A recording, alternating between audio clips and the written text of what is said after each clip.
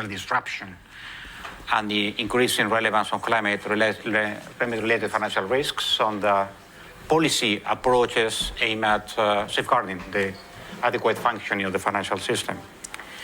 Of course, it is quite tempting to try to mix those two developments together. Indeed, both are among the main drivers of the most profound transformation of the global financial system in decades. And both, of course, have important implications for various policy objectives, including consumer protection, market integrity, and certainly as well financial stability. Yet, I think it's also clear that the ways technology and climate-related financial risk affect social policy goals are obviously different, as should be the regulatory adjustment that they each require. At the same time, the forward-looking nature of the risk drivers resulting from both supports a shift in the supervisory procedures and methods aimed at safeguarding the safety and soundness of financial institutions. So I will elaborate on those issues in the rest of this brief presentation. So technological disruption implies, I think, three main structural changes in the market for financial services. First is the modification of the production process for traditional financial services, which now rely more on data, digital delivery channels, as well as services provided by third parties.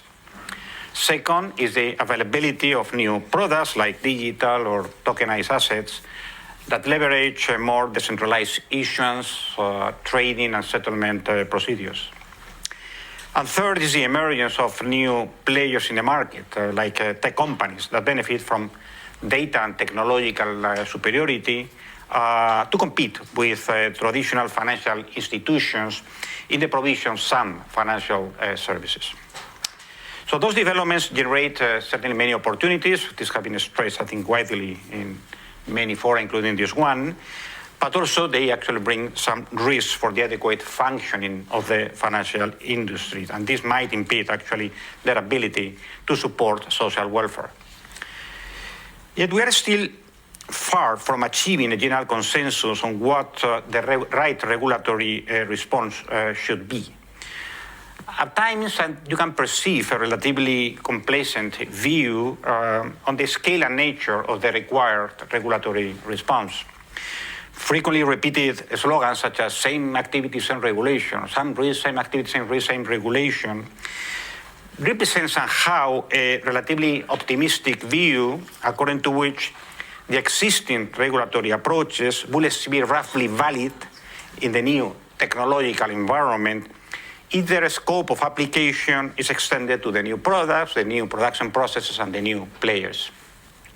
And indeed, in many cases, this adjustment of the regulatory perimeter is an essential first step, but I think it may not be actually sufficient. It's often not sufficient. For instance, just to put an example, so the Financial Action Task Force, the FATF, quickly adapted its policy guidelines to account for the AML-CFT risk posed by crypto assets. And this was done by incorporating crypto asset-related service providers into the scope of application of its standards. Yet in this crypto world, that strategy, as you all know, can hardly effectively address the risk posed by decentralized platforms where transactions and back-end procedures are conducted through automatic protocols, smart contracts, whose beneficial owners cannot be easily identified. As to new production processes for regulated institutions, I think the current rules on operational resilience and in particular outsourcing controls clearly fall short of limiting the risk posed by most financial institutions, increasing reliance on the services like cloud computing offered by few, typically big tech providers. So the large concentration of this market certainly calls for a direct regulatory intervention on the cloud service providers themselves and not only on the banks demanding those services. Finally, any new entrant providing regulated services like payments or wealth management or insurance or credit underwriting is normally subject to corresponding activity-based type of regulation. The problem is, of course, that when those new players like big techs are also active in other financial and non-financial markets, there could be interdependencies, frictions, conflicts of interest across activities that may not too well be addressed by activity rules. When this is the case, actually, normally you will have to consider bespoke entity-based rules for those multi-activity players. In sum, I think the technological disruption calls for a significant regulatory revamp, which entails much more than simply adapting all rules to the new technological environment. Regulation may need to take new approaches and remain flexible enough to respond namely to the challenges posed by the rapid pace of innovation. Climate-related financial risks manifest themselves, and this is broadly agreed now, through the standard risk categories of prudential rules, so credit, market, operational, essentially. This could be seen as reassuring to some extent, right? So this may be interpreted as supporting the idea that climate-related financial risk could be addressed without modifying the structural skeleton of prudential regulation. That it will be just about revising the regulatory procedures used to evaluate and address the traditional risks in the new climate environment. I think it's not sufficiently frequently stressed that regulatory actions aim at addressing the impact of physical and transition risks on institutions' balance sheets may have actually detrimental effects on some climate-related financial risks, in particular transition risks. It's also true that to some extent, actually, the regulatory response may actually have implications, and not necessarily positive implications, on the ability to support a smooth transition towards a more sustainable economy. So unlike in the case of standard macro-prudential measures, targeting risks posed by macro-financial imbalances, such as the use of macro-prudential measures, such as a carbon penalization factor, for instance, which aim at increasing banks' resilience against climate risks, could well amplify transition risks. And this poses policy trade-offs and technical challenges that severely complicate the adequate design of prudential policies targeting climate risks. From what I have already said, I think it's clear that the new structural challenges faced by the financial industry need to be addressed with an ambitious regulatory reform package. In other words, an adjustment in the margin of the current rules is unlikely to sufficiently protect the public interest, the public objectives. Actually, I even believe that introducing new, well-defined rules that attempt to directly address all relevant financial stability implications of developments such as the technological disruption and climate change would hardly be enough either, right? The policy response should also include an adaptation of oversight procedures. And this is very clear in the area of banking regulation. The main channels through which technological developments affect banks' safety and soundness are probably the challenges they pose to preserving banks' operational resilience and the sustainability of banks' business models as they face tougher competition from new, typically tech players. While those risks could eventually affect banks' solvency, they cannot always be effectively addressed by standard capital requirements. There is simply no sensible capital levels that could fully compensate by the disruption created by an inability of a bank to be able to continue to offer critical services to their clients. And if you talk about business model sustainability, it's the same thing. Basically, you identify that the bank is unable to deliver sufficient return to their equity holders. This can hardly be addressed by just requiring the bank to hold even more equity. In principle, climate-related financial risk impact on credit, market, and operational risk could justify an additional capital cushion. However, risks derived from banks' exposures to dirty firms or sectors normally materialize over long and uncertain horizons. That means that the largely backward-looking methodologies used to calculate the required capital coverage for specific risks may not be actually fit for purpose when addressing climate-related financial risks. Moreover, I think it's difficult to justify asking banks actually to hold more capital in order to cover, cover some risk that will only materialize typically once most of the affected exposures have already expired, and when actually the relevance of those risks could actually be substantially mitigated by adequate management actions. Therefore, I believe that increased importance of both technological and climate-related risks point to the need for a supervisory approach in which the role of direct risk mitigating management actions will be enhanced.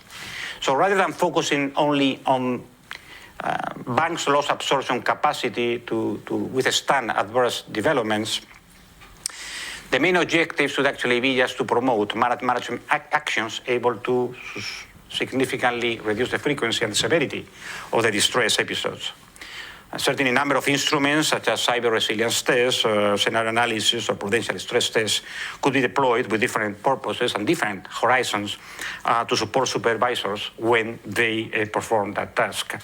Moreover, I think Pillar 2, the Basel framework, already allows supervisors to impose, in addition to capital add-ons, qualitative measures with a sufficient degree of intrusiveness aimed at improving the risk profile of the institutions when this is actually required. Therefore, I believe that while quantitative and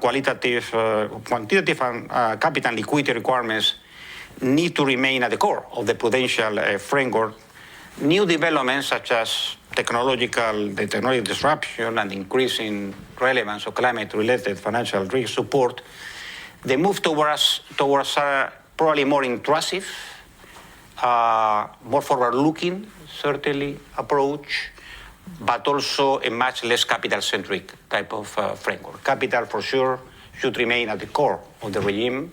It is absolutely a necessary condition. So using capital is a necessary condition, actually, just to promote a safe and sound financial system, but certainly it falls short to ensure that this is going to be the case without actually considering other actions aiming at actually ensuring adequate risk management by financial institutions. Let me stop here and thank you very much.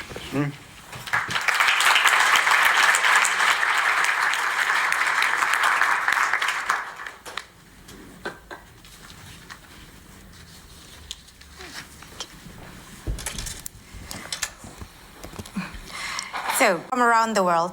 Again, I'm Kusuma Yukinanti, advisor in the BIS Innovation Hub, and I'm pleased to be the Master of Ceremonies also for today. Let me first start thanking Fernando Restoy for his inspirational keynote speech. Thank you very much. And now let me turn quickly to the first high-level panel of the day on technology to address heightened climate change risk. This panel will be moderated by Ross Lecco, Head of the BIS Innovation Hub Strategy and Operations Unit and Deputy Head of the BIS Innovation Hub. So ladies and gentlemen, please join me to welcome all the speakers.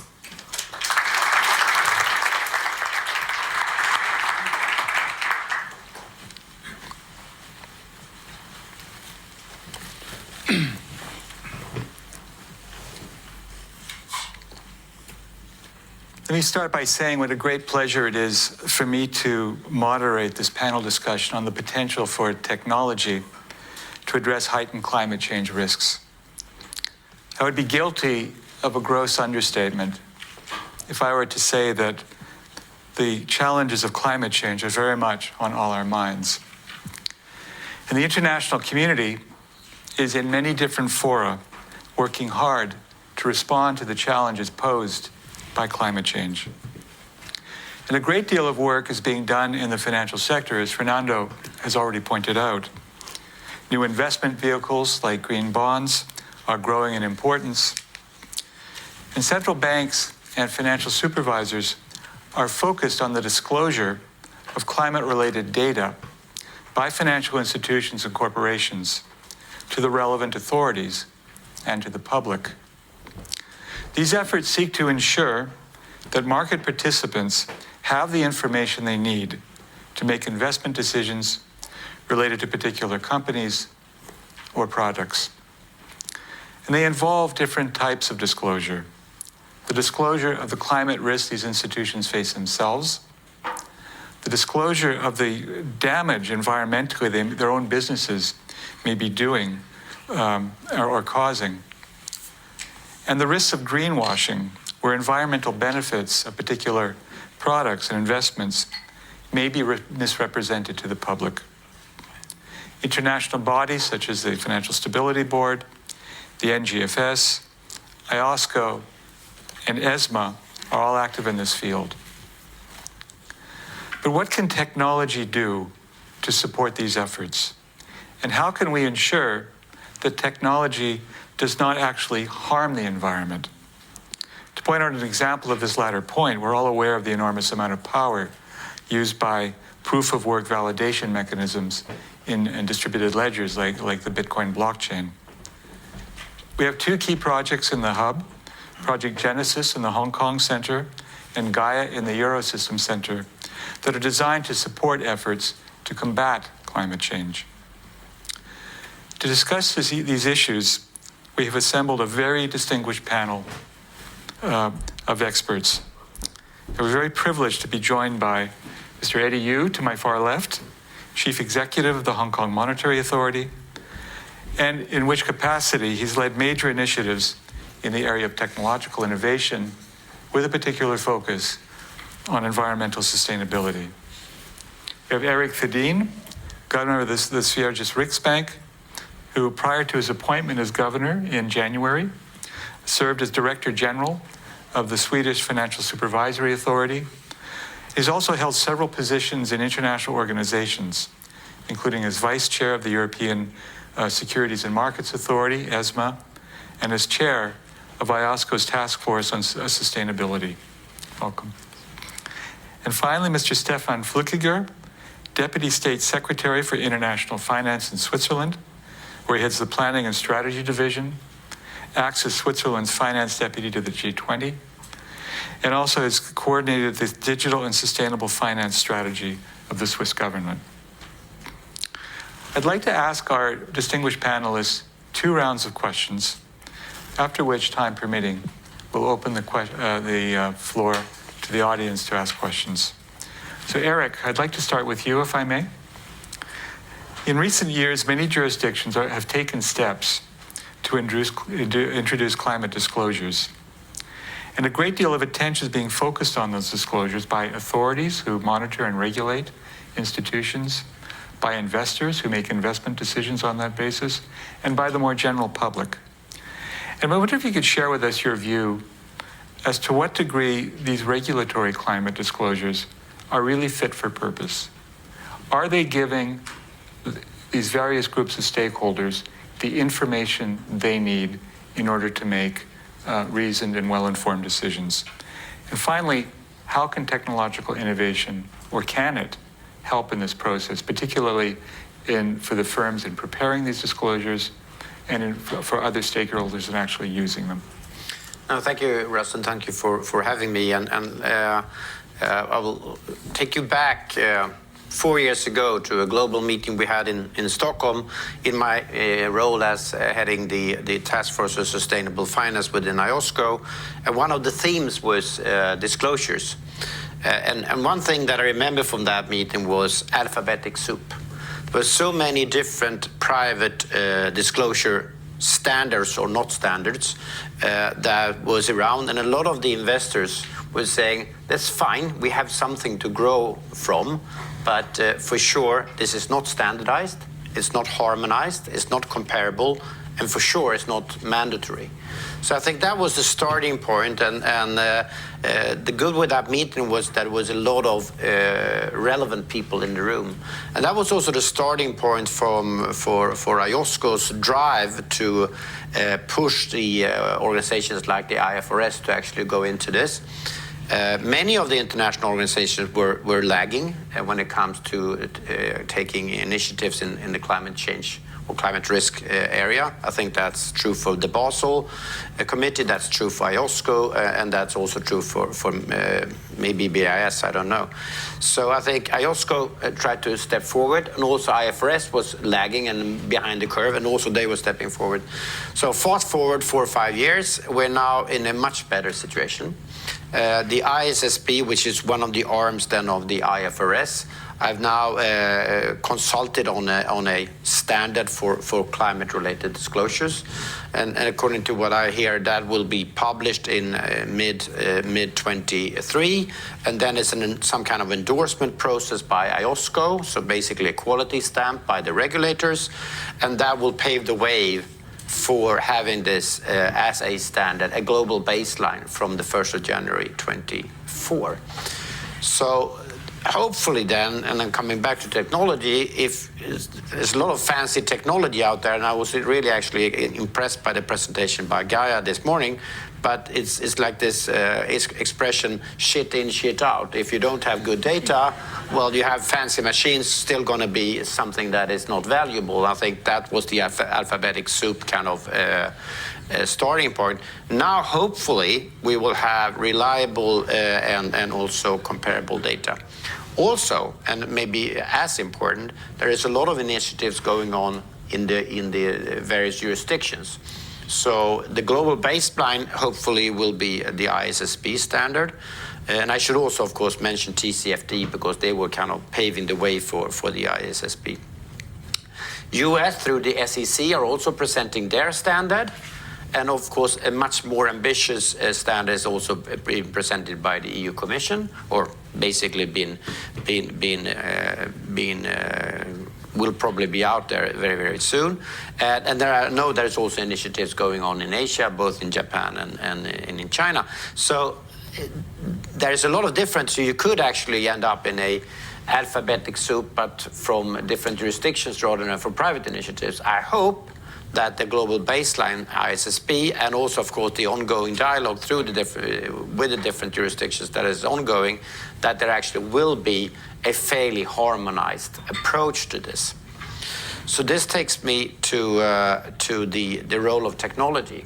And again, coming back to the presentation by Gaia, there will be so much data out there. And also if you include the kind of text analysis that was also presented here, I think there will be a role for tech to actually analyze and present and to make use of the data. So it's not only an annual report that will be read by several equity analysts. You need much more kind of compounding data and analyzing data from various sources. And this also includes weather data. It includes geographical data for physical risks, for example. So it's not only data maybe that comes from these reports. So I think what the regulators and what IFRS is trying to do, ISSB is trying to do, is having kind of a base of reliable data to build upon. But for sure, technology will be extremely important in that. Thank you very much. I think your remarks point to the need to have adequate taxonomies that we can then more effectively classify different types of financial risks presented by climate, and more generally just to have a more useful analytical framework. And I know that Switzerland has been a great proponent of this for the introduction of climate respectful and sustainable classifications of financial investments. And I'd like to ask Stefan, what role can technology play in developing taxonomies and classification of financial assets? And how can they be used do you see a role for technology in actually facilitating monitoring them, reassessing, assessing them, and also reassessing the taxonomy itself?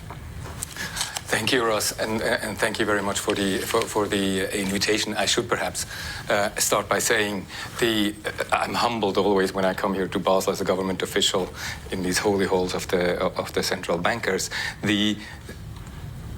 State Secretariat for International Finance, the small unit I work in Bern, is a child of the financial crisis. And for the past 10 years, we worked on basically clearing up all the follow-up on the banking secrecy stuff and the stability stuff. And we had 2 years ago a restart when we thought all these problems are now solved, and established a strategy which basically focused exclusively on the digital and the sustainable stuff, because we really believe that going forward, this will be the main occupations that will be out there for the financial industry as a whole, but in particular also for Switzerland. Now, we got sidetracked, as I said a little bit last week and a little bit before that already, which is the reason also that Daniela cannot be here and is impacting a little bit on the diversity of this panel. But to come back to your question, we are a little bit critical on the taxonomy approach, because if you look at it, you want to cover the whole economy. But if you start with the taxonomy of what is good, what is bad, basically what you're saying is you're not targeting those who actually have the highest potential, the highest emitters. So in our approach, and I'll come to that, we say, okay, we have to be more flexible, so we also get to those, I'm talking about cement and steel and all those, which will always be there, but which we want to guide on their way to more sustainable activities. So a taxonomy does not cover that. And I think, on these panels, I'm not sure who of you has actually had the pleasure or the pain to look at the EU taxonomy. Just to give you an example, and a colleague of mine gave this to me, and this is real. The companies need to check the rolling resistance coefficients of the tire labels of their car fleet. And I'm not going into the details what happens in the winter when you have to change that. So if you go down into those monster requirements, then I think we really have to be careful that we don't get lost into the reporting challenges of the real economy. The Swiss approach, we try to be more flexible, focusing on transparency and international standards. There are basically three players in this game. You have the real economy, you have the financial institutions, and then you have the financial products. On the real economy, we moved early and made the TCFD standards that were mentioned compulsory as part of their reporting requirements for all large companies in Switzerland. So this is already there. And on the financial institutions, we urged all players to join the net zero alliances in the context of defense, and the large majority of the financial institutions are part of that. So that we're moving into sort of a coordinated, not only in the Swiss context, but in the international context, TCFD, defense, net zero alliances, in a coordinated way. Now, on the product level, and you may have heard about this Swiss climate scores. What we tried to do first was sort of for the product level on some portfolio or fund that you can put a sticker like on the fridge, red, green, orange. We realized that this would not do enough in terms of the of differentiating really the problem. It would have been too much of a simplification. So the compromise we found is a bundle of indicators which include the carbon footprint, the carbon intensity, which include the exposure to fossil fuels, and also the engagement of the financial institution with the economies, with the companies that make up the portfolio of a given fund. So we had a wonderful response in Switzerland, and we're trying to promote it internationally and in the fora where we are active on a more global level. On the role of technology, what are we talking about? We're talking about transparency, comparability, accessibility, readability, the user friendliness. So this is basically just a playing field for the fintech industry. And we found in Switzerland, what is going, probably like in other countries too, we had a real cultural change in the landscape. The fintech landscape in Switzerland is now made up of the academics and the NGOs and the IT nerds, and then mostly ex-bankers. Not so many bankers, but mostly ex-bankers. They're dressed differently, they think differently. So it's really also a cultural change, and we see that in many of the discussions that we have, which are not quite easy with the incumbent financial industry. One of the game changers, we believe, will be the net zero data public utility that was where we were in the steering committee with some of the large players like France, UK, the ISSBs in there. Many of the relevant sustainable financial organizations are in there, because there we're set.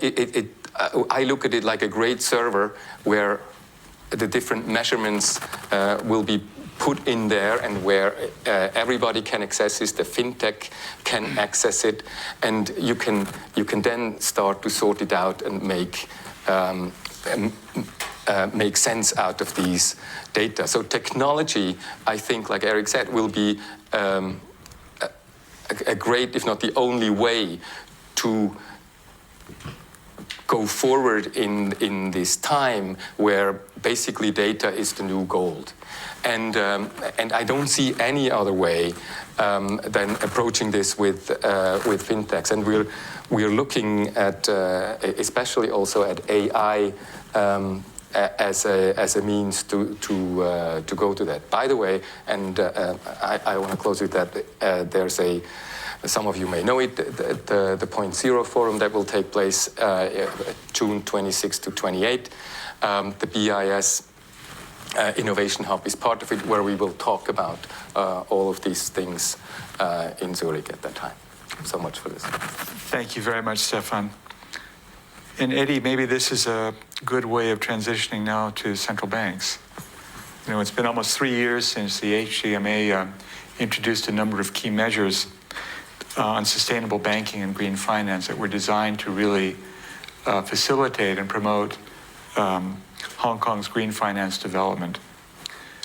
Based on your experience, what lessons have you learned about the ways in which central banks can be using technological innovation to facilitate the green transition? Well, thanks, Ross. You're right in there. In the last, actually, 3-4 years, we did a lot on a range of different initiatives, from disclosure standards, stress tests for banks, to developing a very vibrant green bond market that's been growing in size by 7 times in the last 2 years, just 2 years. And also creating an ecosystem and infrastructure for green finance to reserve management, green sustainable investment. But what I would like to talk about today is a specific project that we launched just last month, and a few lessons that we learned through that project. And it was the tokenized green bond that we issue for the government. And it is actually the first government issuer for tokenized green bond. And there are a few lessons that we learned from that exercise. First is that in financial innovation, we thought that think big, but start small is actually quite important in order for you to make a real impact. And it's always great or important to really push the boundary and be as creative as you can be. But when it gets to actual implementation using live transaction, you've got to be pragmatic. Let me get back a little on the background for the tokenized green bond. The whole journey started around 2 years ago with an ambitious project that we did together with the BIS Innovation Hub that Ross, you mentioned earlier, is Project Genesis. And there we were doing a proof of concept for the issuance of tokenized retail green bond in Hong Kong. And it's got very innovative features like individual wallets for investors and also tracking environmental impact in real time. It's an ideal type of prototype, extremely creative, and by that, Project Genesis has generated a lot of interest from industry and also issuers and really get them to think about it. But then the next step that we did was to think about, hey, should we get it into the real world? So our next step is to try to think about a real-life issuance using the prototype. By having the whole tokenized green bond cycle issuance with the full life cycle from issuance to trading to paying coupons to redemption, all done on a blockchain framework network. And again, this is the first one that's done by a government issuer. It was done by 1 or 2 commercial banks, 1 multilateral, but that's about all. These are all very small pilots. But when it comes to real money transaction, and when we are confronted with quite a complex project, eventually we decided to start small in order to make sure that it's successful with an issuance mainly targeting at institutional investor. But through that, we can still test out the whole efficiency gains and also of the tokenization technology, which is a lot. Typically, for a bond settlement cycle, you're talking about 5 days. For this one, we cut it down to 1. In fact, it can be cut down to seconds, if not for the funding practice of the industry. And we can also test out whether our own regulatory and also legal regime can deal with it. While we can avoid some of the operational risks, when you think about retail tokenized green bond issuing to the retail public through intermediaries, many of them are actually not quite ready for that because it's a blockchain new technology. And that issuance is a small one, $800 million US, but it was a great success. All smooth, and we proved that it can be done, and the efficiency is a lot better. And it, again, drew a lot of interest, not only from the intermediaries and the tech people, but also from issuers. They want to do theirs as well, and that actually serves our purpose because what we want to do is to be the first one, but catalyze others to think about doing things that are similar. And the second lesson that we learned through that project is a cliche, but the importance of public-private partnership. Is extremely important. You know it all. For the government, we offer the credibility, we offer the reach, but for the private sector, they offer the technology, the agility, and also the expertise and speed. So it's very complementary. And in fact, we in this tokenized green bond issuance, we decided not to use a public blockchain, unlike the issuance of one other multilateral, because that issuance went into the problem of confronting with the issues like gas fees if you use Ethereum, where the gas fees are going, will there be compliance issue? So we actually opt for a private blockchain operated and built by a commercial bank. It's a private blockchain. But to support settlement, we decided that we should, the HKMA, as the public sector, should issue cash tokens to support the settlement, which is done all on-chain, instead of relying on other on-chain tokens like stablecoins, which will impose credit and counterparty risk. So we did that, basically wholesale CBDC, to support the issuance of that first tokenized green bond. And it really goes very well. The investor have confidence because it's underlined by the CBDC Payment Foundation. And the next issuance that we will have will adopt similar approach. It will still be public-private, but it's likely this time that we will use another private blockchain. Because we also want to explore, now there are several different private blockchains in the market. We also want to explore whether we could encourage some of these blockchain to be more interoperable. So we might use another private blockchain, but engage the first one and explore interoperability between some of these private blockchain.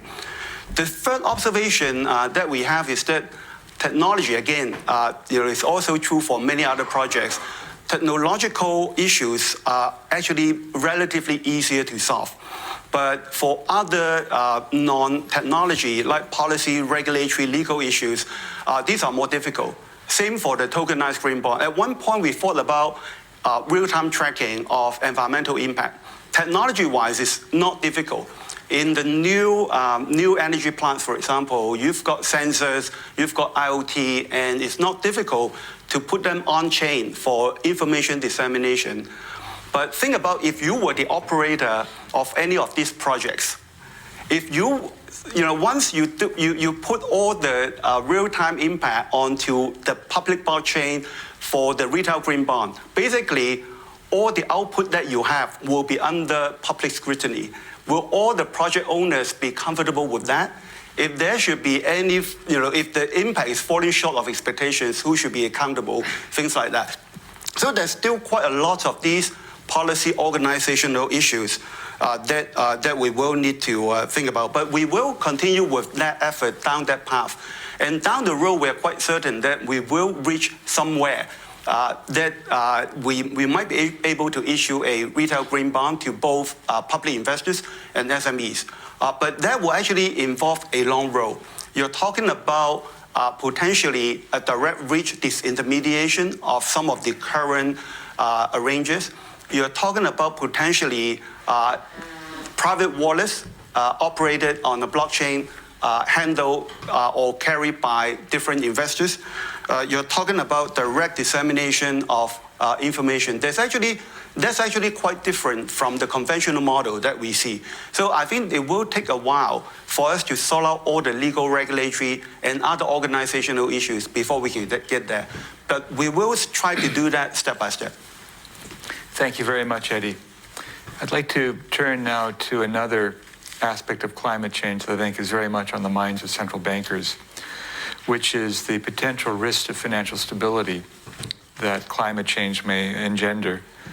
I think it's an understatement to say that a central banker's world is nothing if it's not complex these days. And there are many different forces now that are creating challenges for central bankers to fulfill their mandates. But one, of course, is the potential risks to financial stability created by climate change. And I'd like to ask, starting with you, Eric, what sort of role you would see for technology, things like artificial intelligence and machine learning, in monitoring, identifying, and addressing risks to financial stability presented by climate change. Thank you. And I will start being maybe a little bit controversial here, that saying that climate risk is something that we, one way or the other, knows is a risk, right? It's a risk for the industries that are in transition. That might be a physical risk. So this is one of the few risks out there that we have some idea about. Just look what happened the last week. A lot of the risks that evolved in California and other places were risks that we maybe didn't know about or didn't think about properly anyway. So I think it's more generally, I think we need technology to be better to kind of track down risks for financial stability, not only climate risk, but for sure climate risk should also be there. But I think that's a kind of important frame to have around the subject, because otherwise we would get kind of obsessed with climate risk and we might miss something else. No, I think then generally, I think also recent events have manifested that it's extremely hard to see where the risks are. And I think we need to basically use much more granular data, text analysis, and others to actually understand what's going on. Also, again, to recent events to understand how investors are thinking. For sure, there was some strong kind of movement to take out money from the Silicon Valley Bank. Could that in one way or the other be tracked down by technology? So coming back to climate change, with better disclosure, we will be able to track down the companies that maybe face larger transition risk or physical risk. And of course, that could be a very important tool to track down climate risk that could be then a risk for financial stability. So I think that's the obvious thing. As a central banker, you also have other parts, not only financial stability. I say a few words on that, which is kind of linked to financial stability. The central bank in Sweden bought corporate bonds when the pandemic started in 2020 because basically that market almost collapsed. One idea we had at that time, or they had at that time, because I was not around at the central bank then, was to have some kind of screening so we didn't buy kind of the non-climate friendly companies. So go for the more let's say, climate friendly companies. But one of the results was that it was extremely hard to track them down, because the disclosure, but not only the disclosure, but also the ratings. I think that was seen also here in the Gaia presentation this morning, that the ratings were, I wouldn't say all over the place, but they were for sure not pointing in the same direction. So if we were ratings all are green, all are red, then we know which companies to choose, but that was not the case. We ended up doing some basic screening, but not doing the advanced screening that we, and this I think is a kind of an interesting observation, because this is exactly what we would like to know. You know, where are the risks for in the corporate sector or in the financial sector, and we couldn't find it out. So again, data, AI, machine learning to kind of analyze the data and to get some kind of risk picture, some kind of scenario where the or some picture where the risks are, where they not are. And then again, coming back, I think this is general, is also for other risks, not only climate risk, because I also from a political point of view, and I have some experience in that, if you are in a system like in Europe, a lot of the politicians want to be green. It's really good.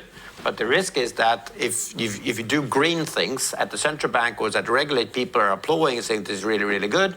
If you do something else that might be more important for financial stability, they might not. So it's also important for the integrity of central banks and regulators to actually point out that it's not only climate risks that is a risk for stability, it's a lot of other risks as well. So I think that's kind of my take on it. Thank you very much. Eddie, may I pose the same question to you? Sure. Well, we actually found out through our requirement for banks to measure the risk, to undertake stress tests, that when you do everything in practice, as Eric said, it's really down to one, data, and two, data analytics. And here data, we are talking about very, very granular data, because think about it, when in Hong Kong, a large part of the books of the banks is mortgages. And if you think about flooding risk, the building and the building next to you is already quite different. Typhoon risk, whether you're facing the harbor or not facing the harbor, makes a big difference. So it's actually very granular data, and the banks in Hong Kong, especially the small banks, they don't have both. So what we've been doing in the past 2 years with the banks and also some other private sector participants is to try to create two things. One is to create a common data repository, putting all the local climate data into one place. They're all there. 30 years of climate data, 40 years of flooding data, but they spread around, scattered around. It's extremely hard to find. So we get all the government departments, the relevant ones, the observatory, the drainage, the works department, to get together, talk to us, build at least a system that you can find data. But once banks get all this very granular data, what do? They can do nothing, because for the bigger banks, it's easier, because they have their parent who's got sophisticated models that they can adapt for some use. But you still need to adapt them.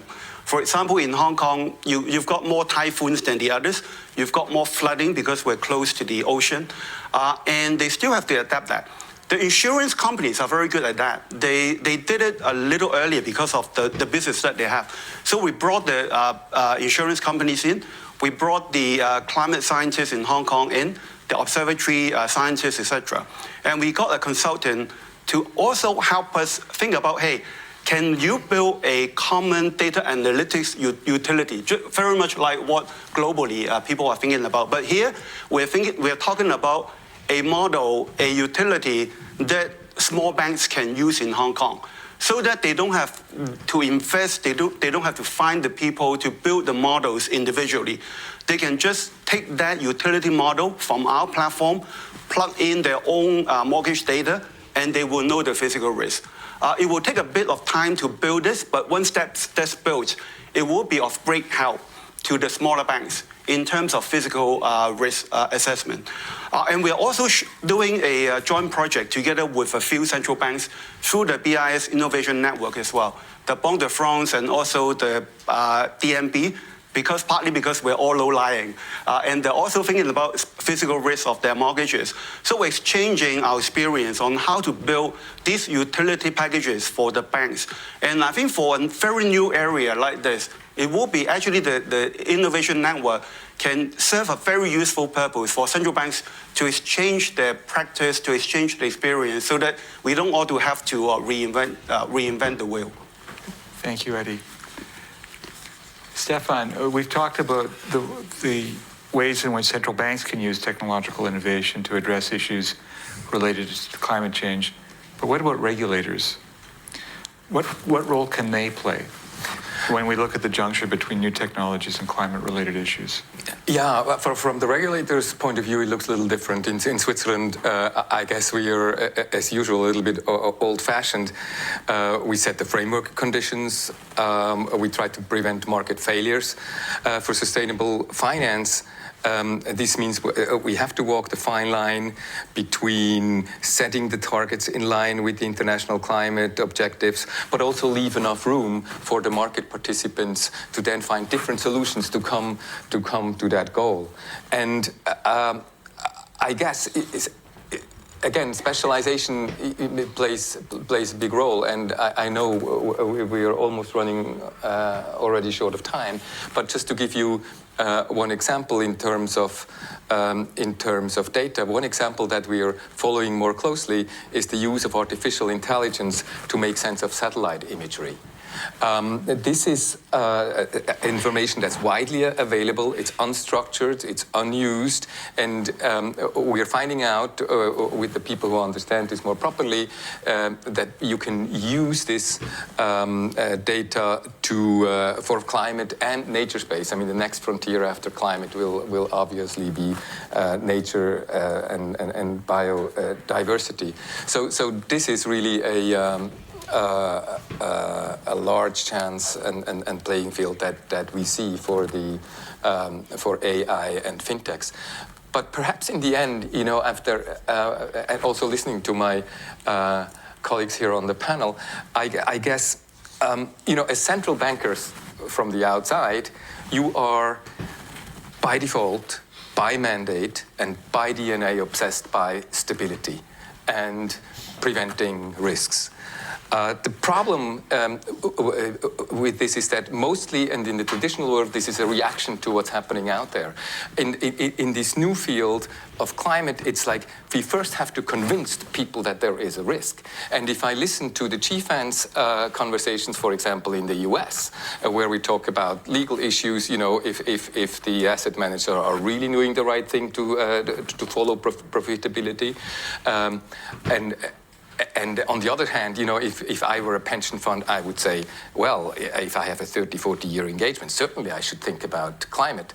But the markets are not giving us these signals now. So I guess the real task is that we have to really hurry up with all the data that is available and convey this real message that the markets will also understand.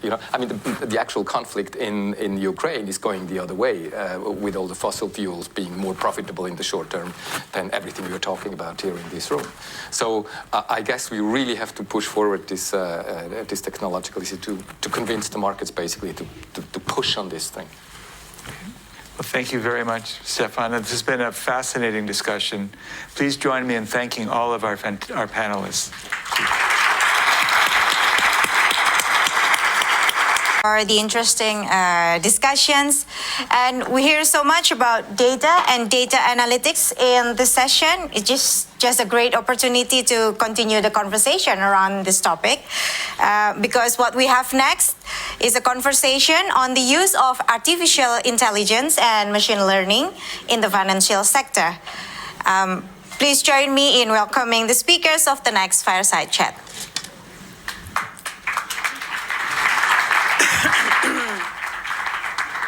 Thank you very much indeed, Ayu. Welcome to this afternoon's panel, exploring the role of AI and machine learning and the role it can play in helping to understand the rapidly evolving economic and financial landscape. In the BIS Innovation Hub, we think about an experiment with AI and machine learning, particularly under the umbrella of SupTech and RegTech.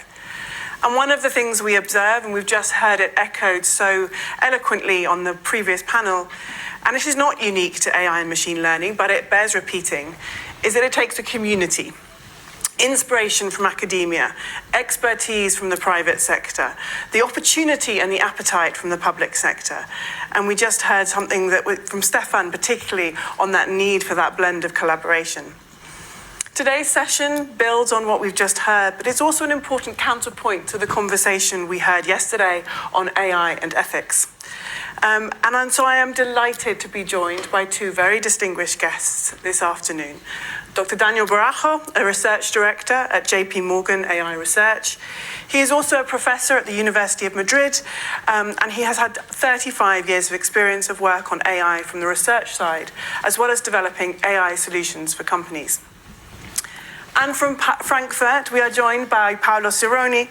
Paolo is a global research leader in banking and financial markets at IBM, the Institute for Business Value. He is a former startup entrepreneur and quantitative risk manager in investment banking. He has published extensively on fintech innovation, quantitative finance, and banking practices. A very warm welcome to you both today. Ahead of this summit, you in the audience, you online, might have taken part in a survey we did. And we asked you about the role of artificial intelligence and machine learning. And 70% of our respondents from that survey believe that AI and machine learning will become significantly and widely adopted in financial industry in 1 to 3 years. And more than 95% of you expect that it will be prevalent by 2033. So, Daniel, if I can come to you first. We've heard a lot about AI and machine learning. We've heard a lot about it in the previous panel. We heard a lot about it yesterday. Can you talk to us a little bit about what you see as the true potential of AI and machine learning across the financial sector? Sure, thank you. So first of all, thank you for the invitation to be here. So let me start with a very short introduction to AI in terms of story. So from if we see the evolution of human story with respect to tools, we see that we first addressed the problem of dealing with the physical world. We were not very good physically to deal with moving things around. So we invented tools and machines that would help us to move around the world. So we have cars and we have airplanes that allow us to move around.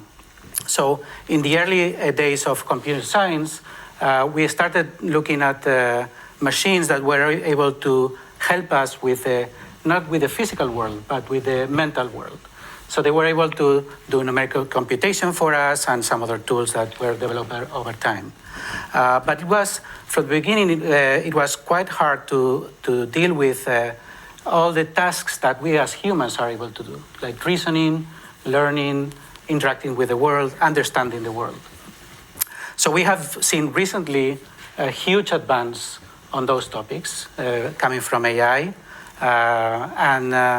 So I would say that the potential use of AI and ML within not only the financial institutions and central banks and commercial banks, it's everywhere.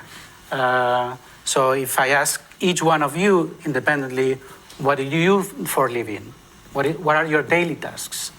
Well, I mean, I'm sure that I will find, I'm not saying 100%, but I would say that a huge percentage of our time it's devoted to things that can be easily, mediumly easily, probably medium or long term computable by a machine. So the range of applications is obviously huge. So, I mean, if you want examples, we could go from strategic reasoning, which accounts for long-term planning, that we can use, for instance, agent-based simulations, and some of these issues have been discussed within this forum, where you can try to at least see different scenarios that could happen in the world, and how those scenarios can impact the risks and how we interact with the world. So I'm not saying that we are going to predict whether a war is going to happen, but we could explore the effects of those events in the world and try to be prepared to those events. So in terms of, and the machines are very good at combinatorial optimization. So they are very good at letting them run for some time, as much as we want, and then let us explore all the possible scenarios that could happen. From a tactical point of view, we are already seeing the revolution, not only since 2010, when the first deep neural networks approaches arrived, but also from the early times in AI, in the 50s, down to the latest revolution that we are seeing these last days with the publication of GPT and BART today or yesterday from Google. So we are seeing that all these tools will be able to help us in our daily life, doing reasoning, doing learning on the environment, and making decisions as humans. So they are going to help us on trying to solve those tasks. Thank you, Daniel. And that was an incredibly helpful kind of contextualization of what we mean when we talk about AI and machine learning. And Paolo, maybe I can come to you and ask you where you see it being utilized effectively in the central banking community. Where does it add value for you from your perspective, and for whom? That's a very good and broad question. So I will start mentioning a recent paper that was published by the research unit of the European Central Bank, titled Financial Intermediation with Technology, What's Old and What's New. Because what the ECB researchers said 3 years ago is that financial intermediaries excel market power if they are strong in information and communication. And I believe the understanding of what communication and information is at the intersection with AI machine learning is the way for us to understand and to direct us into this conversation, which I actually made them also the axis of my banking innovation quadrant that explains on one side how commercial banks can excel in information and communication to create with data and AI new business models. And at the same time, here at the conversation, how central bankers and supervisors can excel in information and communication to better interact with the system, the financial system, and beyond its borders, the whole economy. So now, what is better information? Well, I would say it's a couple of things. Is learning how to trust granular data and learning how to embrace openness of data across ecosystems.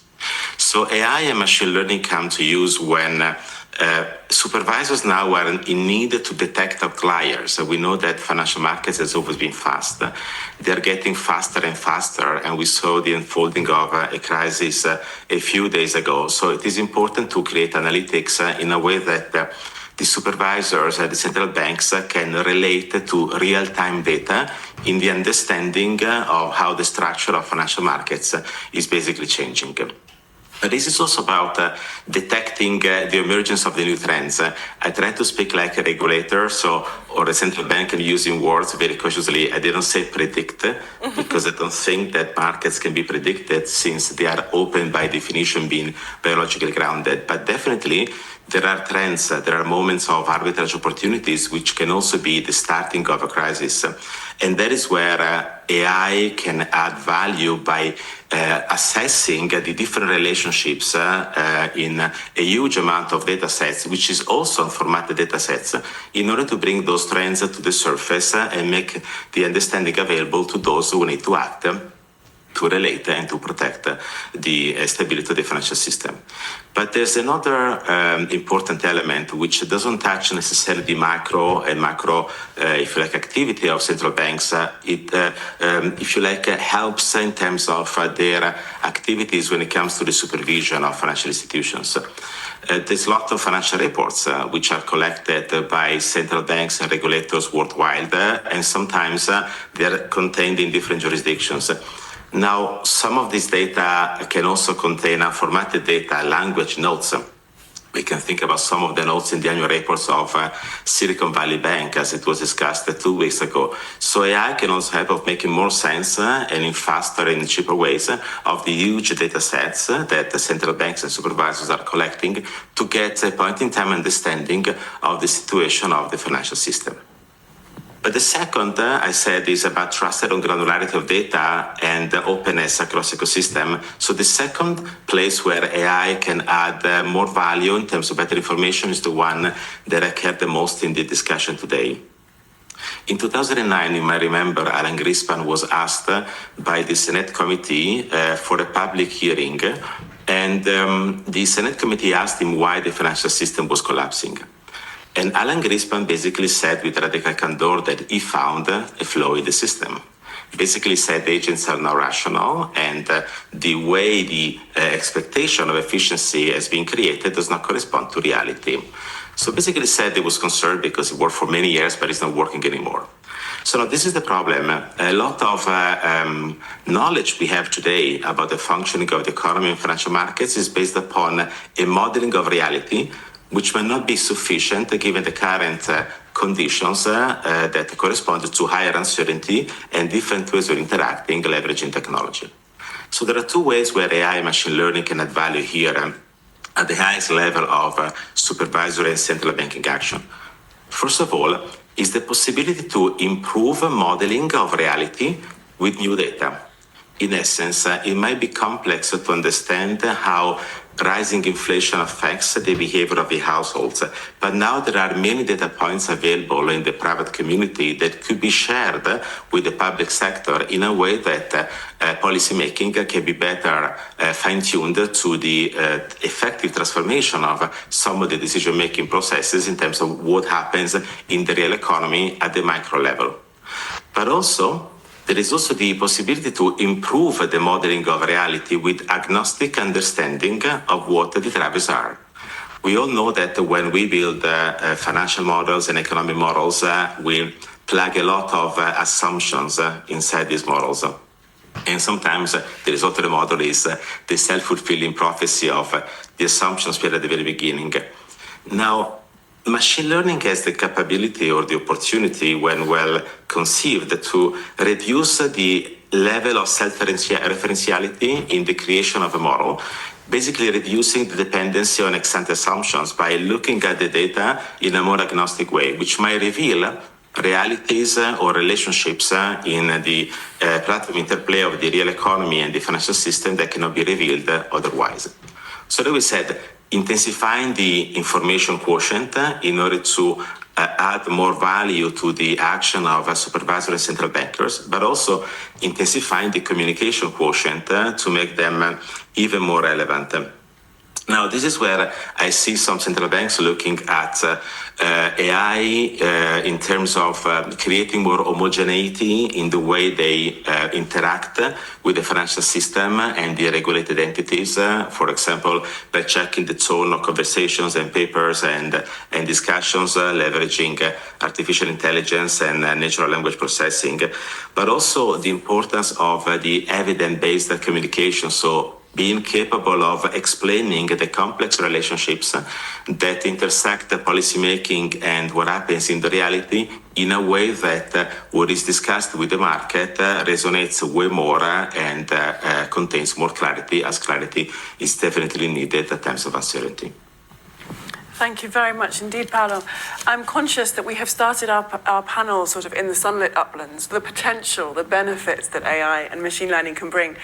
But it would be remiss of us, I think, and very much building on what Eric Thedin said in the last panel, if I can paraphrase, rubbish in, rubbish out, if we don't have a little thought conversation about some of the limitations and maybe misconceptions about the role that AI and machine learning can play. And I was really conscious of your point, Daniel, about really providing the kind of human context for us. You know, there's a lot of conversation about AI and machine learning. Some of it's kind of pretty futuristic and sci-fi, but can you talk to us a little bit from your perspective, particularly with that research, that blend of research and commerciality, what you think some of the common limitations and misconceptions are around at the moment? So, well, let me first say something that might be, I don't know whether controversial or not, but we know that humans are noisy. Yes. We are extremely noisy. And there's a recent book by Daniel Kahneman and his co-authors on basically understanding that we are biased machines, and we are not fair, and we are not consistent in our decisions. So we are trying to, when we analyze how AI and machine learning are providing tools for us, we are trying to put like higher standards than what we are putting when we are evaluating humans. So first I would say, I enjoyed a lot the conversation yesterday on the ethical issues of AI, and I think it's a key component of AI that it has to go together with a continuous evaluation from the point of view of ethics and all the related topics, fairness, bias, and so on. So that's the first point. The second thing is that since I joined, I was an academic, as you said, and then I joined JP Morgan. And one of the things that I found, I've always been obsessed, I don't know whether that would be the word, by the integration between, on one side, the knowledge that we have as humans on solving tasks, and at the other end, using data in order to improve the decisions that we make over time. So it was very interesting to me to observe that when I went into a company, and I'm sure that would also happen with central banks or any other organization, we have these two ways to reason about. One would be based on knowledge that we have accumulated as humans over time, and we have a lot of that in all the organizations. And on the other hand, we have data that is providing us with hints on reality, on what is actually happening. So if we are able to capture the integration of those two worlds, I think that we are going to improve a lot on how things are done. So limitations right now, for instance, from a point of view of knowledge-based systems, is that they are very, they don't deal with well with an uncertainty. And in respect to data, just to mention one of the limitations that we have already seen in the latest advances is that, well, right now it's called hallucination, or it's basically sometimes people say also they are lying, all these systems based on data, but it's basically trying to control the output that they generate, because sometimes they make up things that they do not exist in reality. So how to, as I said, I look at it from the point of view, not so much on the limitations, but on the future and how to move forward, which is integrating both worlds. Knowledge to help data and data to help knowledge. Okay. Paolo, is there anything you'd like to add to that? Anything that you particularly heard from Daniel that you want to expand on or add to? Well, I can start from a personal story. I used to be head of quantitative risk management in capital markets institutions before the global financial crisis. And at the time I worked with many, I would say, romantic in finance, looking at the latest figures in the output of a financial model. And now I work in technology with a lot of fintech innovation folks, and I also find a lot of romantic in technology, believing that technology is the solution of all the problems. The reality is always, if you like, in between. But this parallel is important because we talk about AI and ML in terms of the prowess of the algorithm, what the algorithm can do. But the algorithm doesn't live in an abstract world. It's nurtured and fed by data. And that's where we see that the data architecture is even more important than the AI architecture, because the framework is needed to create accountability in every decision-making process, being totally human or intermediate with technology. And accountability is based on transparency, robustness, and explicability. So I'll give you this example. Before the global financial crisis, there were, I believe, two types of institutions. Those that were excellent in hiring talent to create the most sophisticated financial models ever you could possibly conceive, which, however, had the problem of not being capable of standing the reality when perturbations happen in the market. They cannot be calibrated, they become completely useless because they don't correspond to the shifted of the reality that when happens very fast. And those are the institutions that seem to be most proactive and advanced, but are also those that failed or got into trouble faster than the others. And then there were other institutions instead that were a bit more sober in terms of working on the analytics, but spend time in creating a holistic framework that enabled them to relate to the various aspects of the capital allocation in a way that they would have been able to draw insights, even imperfect insight, but understand the source of the insight and therefore the action that could basically lead them into a remediation process. And these are actually the institutions that seem to be a bit less shining before the crisis, but are those that resulted a bit stronger out of the crisis.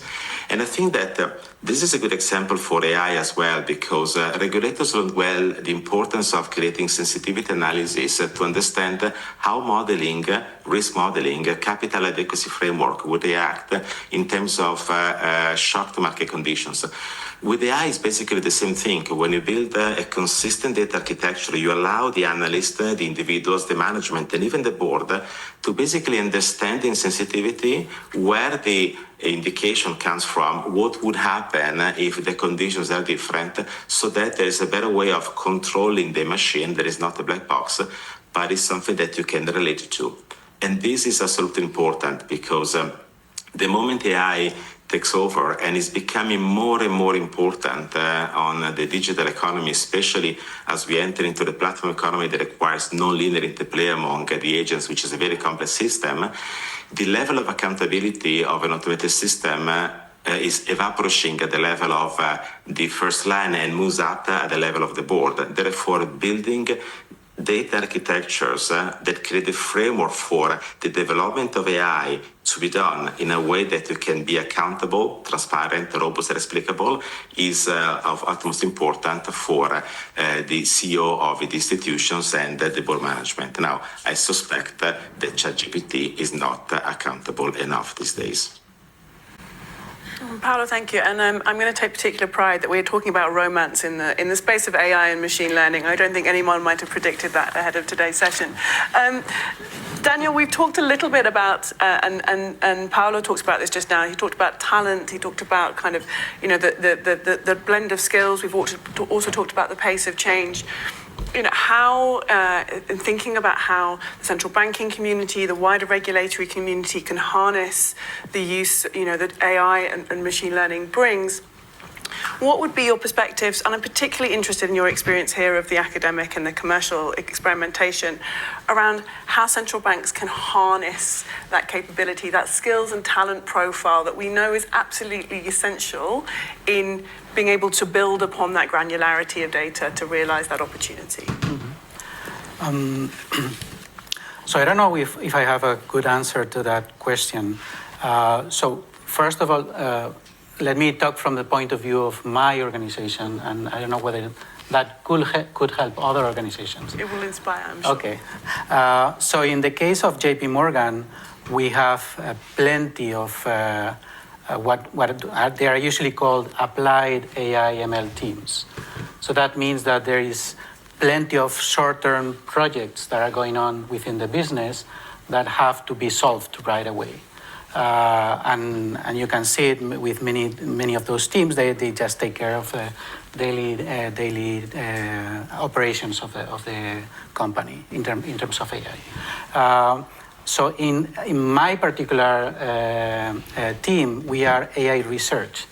which is very unusual for a financial institution. So the goal there was to create a team of researchers on AI that could help us on transforming the business in the medium long term. So this is a model that, at least from what I've seen, and obviously I'm part of it, so I cannot see it from the inside, but it has been acknowledged from the outside with some recent evaluation, that it's working well. So we are in charge basically on trying to understand how the business works right now, what are the main challenges that it has, and we are trying to provide ideas on how AI can transform the business over time. And also that helps a lot, not only on understanding how we can improve over time, but also how things are done right now, and also helping humans understand how they are making decisions right now. In terms of talent acquisition, we have the same issues as many other companies. AI talent is scarce. The type of talent that we try to get into our team is mostly based on PhDs and master's students, which is a very selective pool of people that we can attract people from.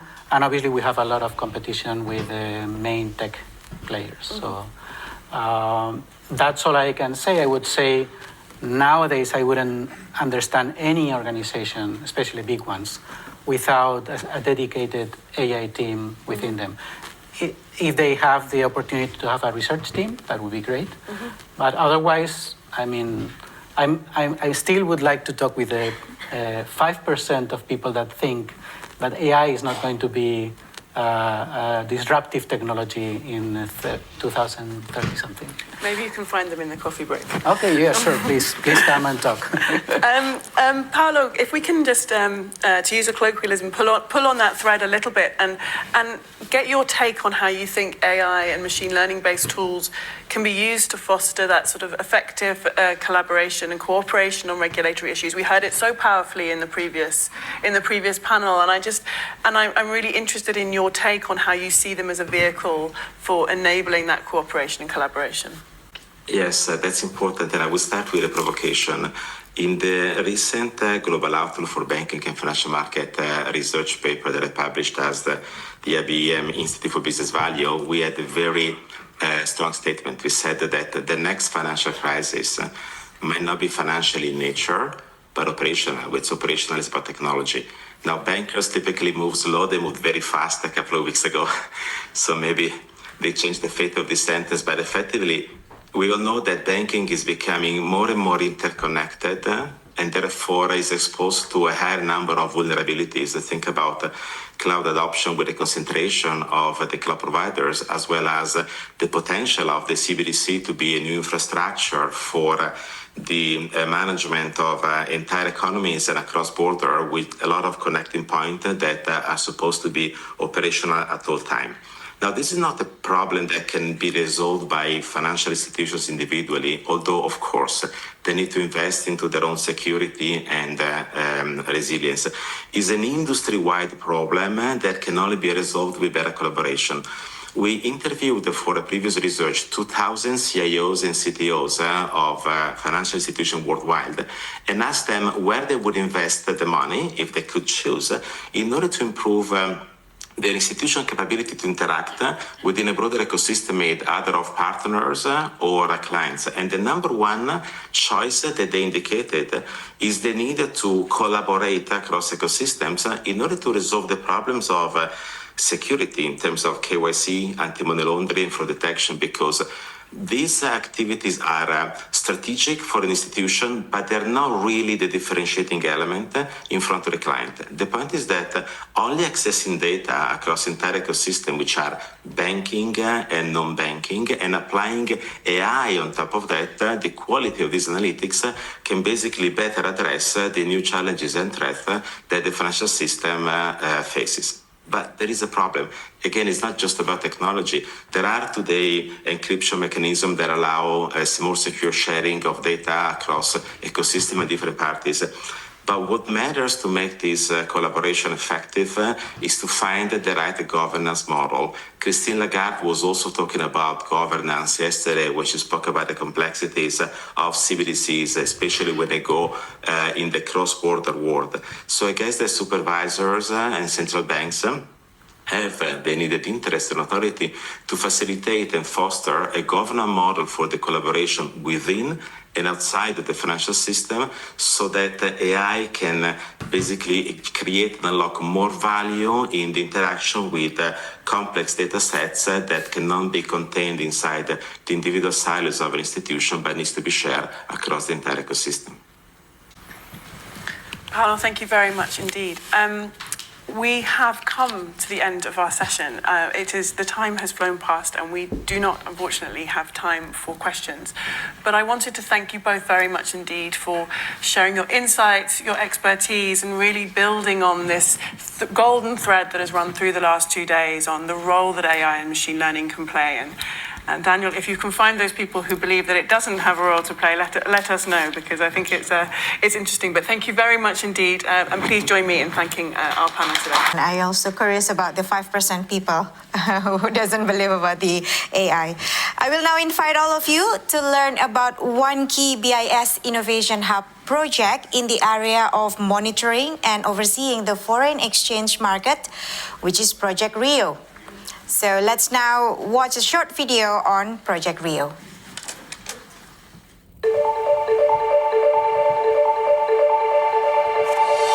Innovation and advances in technology are revolutionizing financial markets.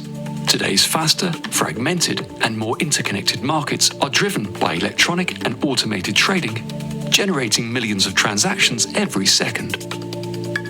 Central banks need to monitor and understand these markets to implement policy, manage reserves, and assess risks. But making sense of the complexity of data created by fast-paced markets is a technology challenge for central banks. Meeting this challenge head-on is Rio, developed by the Swiss Center of the Bank for International Settlements Innovation Hub. Rio monitors the foreign exchange market. This global market is vast and critically important, with trillions in daily turnover. By connecting to multiple trading venues and analyzing activity as it occurs, central banks can see market dislocations, liquidity issues, and spillovers immediately. Enabling this smooth analysis of millions of messages a second is data streaming technology, hence Rio, Spanish for river. Rio's data is ultra-fast. Fiber optic cables connect to the largest FX primary venues, pulling bids, offers, and trades at the same speed as the fastest banks, proprietary trading firms, and hedge funds. Ingesting and analyzing this vast amount of data is Rio's cloud-based platform. The platform is a real-time digital assembly line, with processing engines that continually enhance and analyze data. For every currency pair, limit order books are reconstructed. A range of liquidity, trading activity, and volatility measures are calculated. Multiple databases optimize Rio's processing power and speed. End-to-end, Rio analyzes and visualizes markets in less than 2 seconds. Yet coping with the pace and volume of information Rio offers is not simple for the human eye. Central bankers are still just people. Rio helps them with an intuitive dashboard. The dashboard gives central banks the broad view they need to see what's happening, yet it also makes it easy to deep dive and understand why. Icons and colors highlight issues immediately. Consistency across currencies and metrics makes navigation simple and intuitive. Interactive visuals mean all the details are there, but only when needed. And because every central bank is different, the dashboard can be customized while still giving access to the entire global market. Rio's dashboard is a product of collaboration, made by central banks for central banks. Design decisions were made by the users, FX traders and analysts from central banks across the globe. The Bank for International Settlements and central bankers from Australia, Brazil, France, Mexico, Norway, South Africa, and Switzerland all contributed. Global markets are still evolving at an ever greater speed. Rio is designed to keep up. Underlying technologies are open source. The modular architecture was developed in-house by the Bank for International Settlements. And adding new markets, metrics, and visuals is simple and quick. Rio is now live, but its value goes beyond monitoring financial markets. Rio's innovations in system architecture and design let central banks broaden their perspective, deepen their understanding, and act faster. As our lives become increasingly digital, these technologies could transform other areas of central bank data analytics. Answers are required for the complex policy questions facing central banks today. Rio is just the beginning.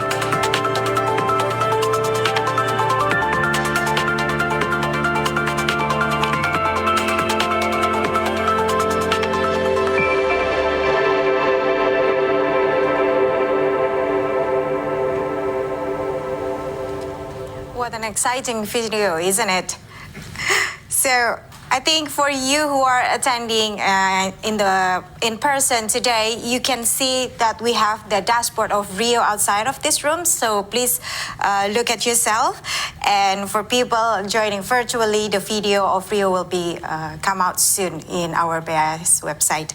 Now let's take a short break, a good break. So now it is my pleasure to introduce the next fireside chat on the topic of identity and financial services, which will discuss whether technology can mitigate the trade-offs between know your customer and privacy. Please join me in welcoming the speakers. Thank you very much for joining us. Sorry about that, starting too early. Thank you very much for joining us, and we'll be touching a very interesting subject, identity and identification. And first we'll try to view it from a broad perspective, and then we'll try to narrow down a little bit and just focus it into financial services as what we are trying to solve here. It is truly, everyone says this, but now it's truly my pleasure and honor to have my two dear colleagues here. They have been pushing the boundaries in terms of identity and identification from their respective fields. So from the public good perspective and from the academic and private perspective. So they have really contributed to push things forward in terms of technologies, in terms of ways of going forward. So it is really a pleasure. Let me first introduce Siddharth Shetty. He's the advisor to the Indian Finance Ministry in digital infrastructures. He has worked in public goods all his life, and he's a very knowledgeable architect. He has contributed very deeply to one of the most interesting and important public infrastructure, digital infrastructure in the world, which is the Indian stack, and he has been a very key contributor to that.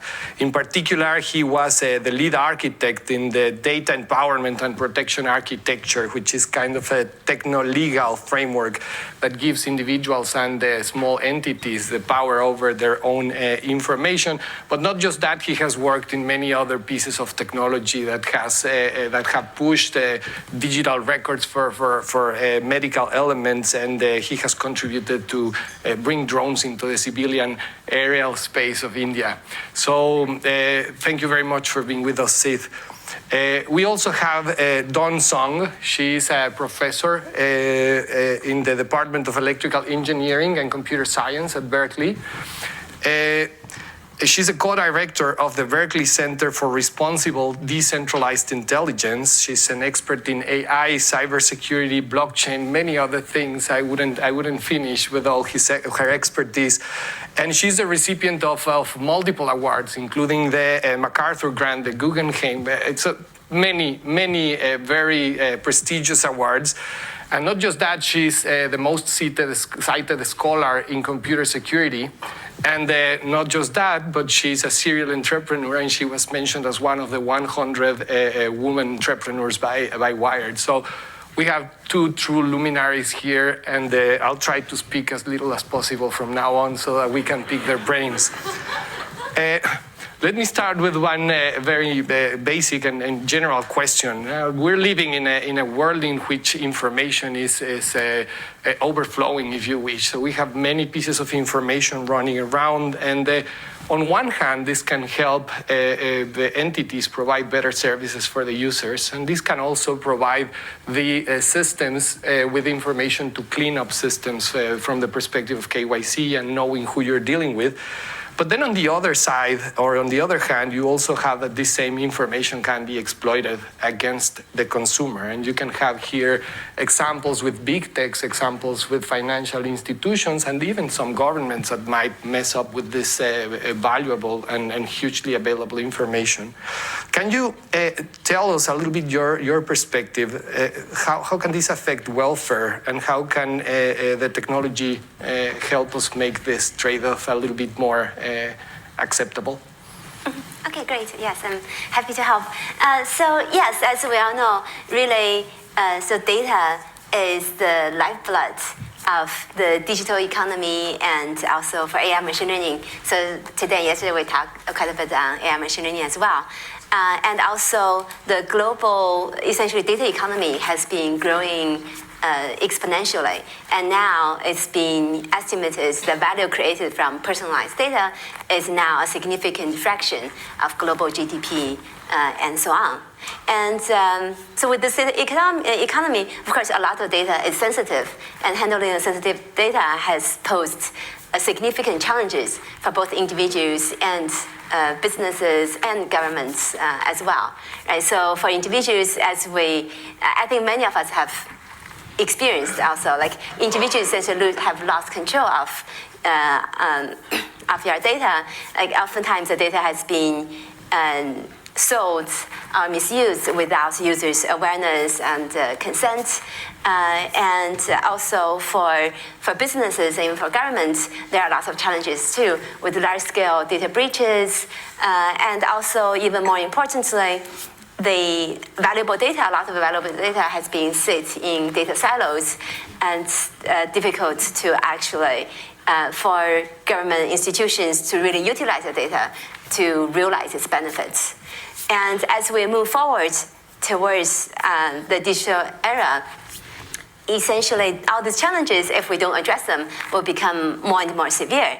And hence, there's an urgent need to really build a new paradigm, new framework. So this is what I call actually building a framework for responsible data economy, meaning that essentially we need to be able to have better effective ways of utilizing data such that we can maximize the data utilization for societal benefits, for social welfare, and so on. But also at the same time, we need to be able to do this in a responsible way, meaning that we need to help users and data owners to better maintain control of their data, establish data rights, and also for data owners and for users to be able to gain sufficient benefits from their data. So that's what I call responsible data economy.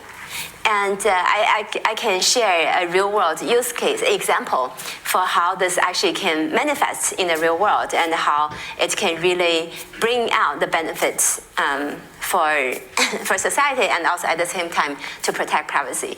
So recently, as Miguel mentioned, so I both do research in the space and also I'm a serial entrepreneur. Founder of a company called Oasis Labs, and recently we launched a partnership with Meta for what's called a privacy-preserving AI model fairness assessment. So here, again, we talk a lot about how to use AI machine learning for financial services. In Meta's case, AI models are important for doing recommendation for users and so on. And hence, so for all these settings, it's actually really important to ensure that the AI model is fair. There's no bias for gender, race, age, and so on. And as a first step, it's important to be able to evaluate, to measure the fairness of these AI models. And then in order to do that, you essentially need to know sensitive information, for example, users' race, age, gender, to be able to do this measurement.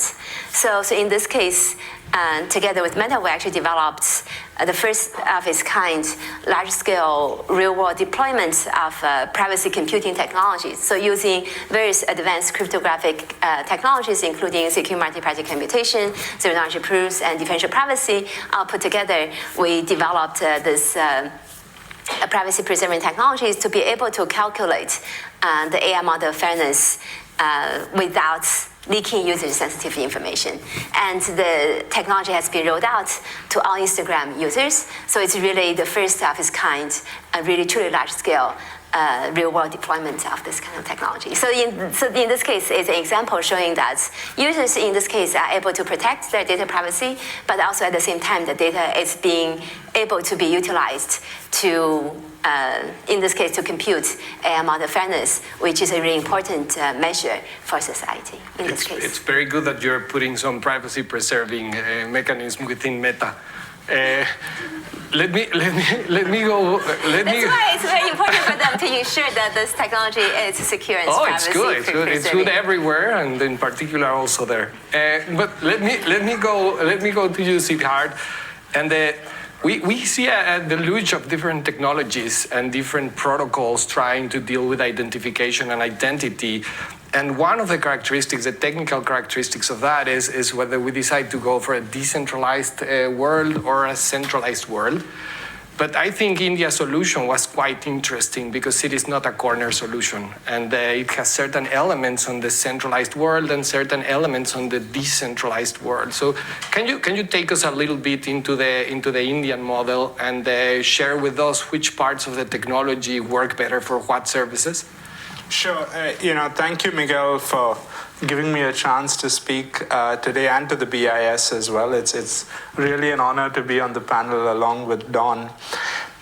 Before I answer your question, maybe I'll set some context on what the environment was like in India during the early days when we had to think about digital identity. If I go back to, say, early 2008, at that point in time, we were about 1 billion people. We are 1.4 billion today. We had only about 17% of our population had a bank account. About 1 in 10 Indians had any form of unique ID. And being an emerging economy, you typically, and you see this in other emerging economies as well, you don't have proper civil registries as well. So there were no clear birth registries that you could leverage. Even at that point in time, India ranked about 150th in the global list in terms of even per capita internet data consumption. And so the question for us was really, if we needed to drive inclusion and drive inclusion at scale, and our view was inclusion will happen only if people can be brought into the formal banking system. The first step was, how do you get people to open bank accounts, right? And under the AML construct where KYC is very key, how do we do that? The BIS study extrapolated that if we had followed the traditional process of bank account opening, which is the paper-based process, it would have taken us about 5 decades. and to get to where we did in 10 years, so in about a decade. So what drove that leapfrog was essentially the Aadhaar project. Now, Aadhaar is a unique ID. It's a 12-digit unique identifier that's given to every Indian. Over 1.34 billion Indians are enrolled into the system today.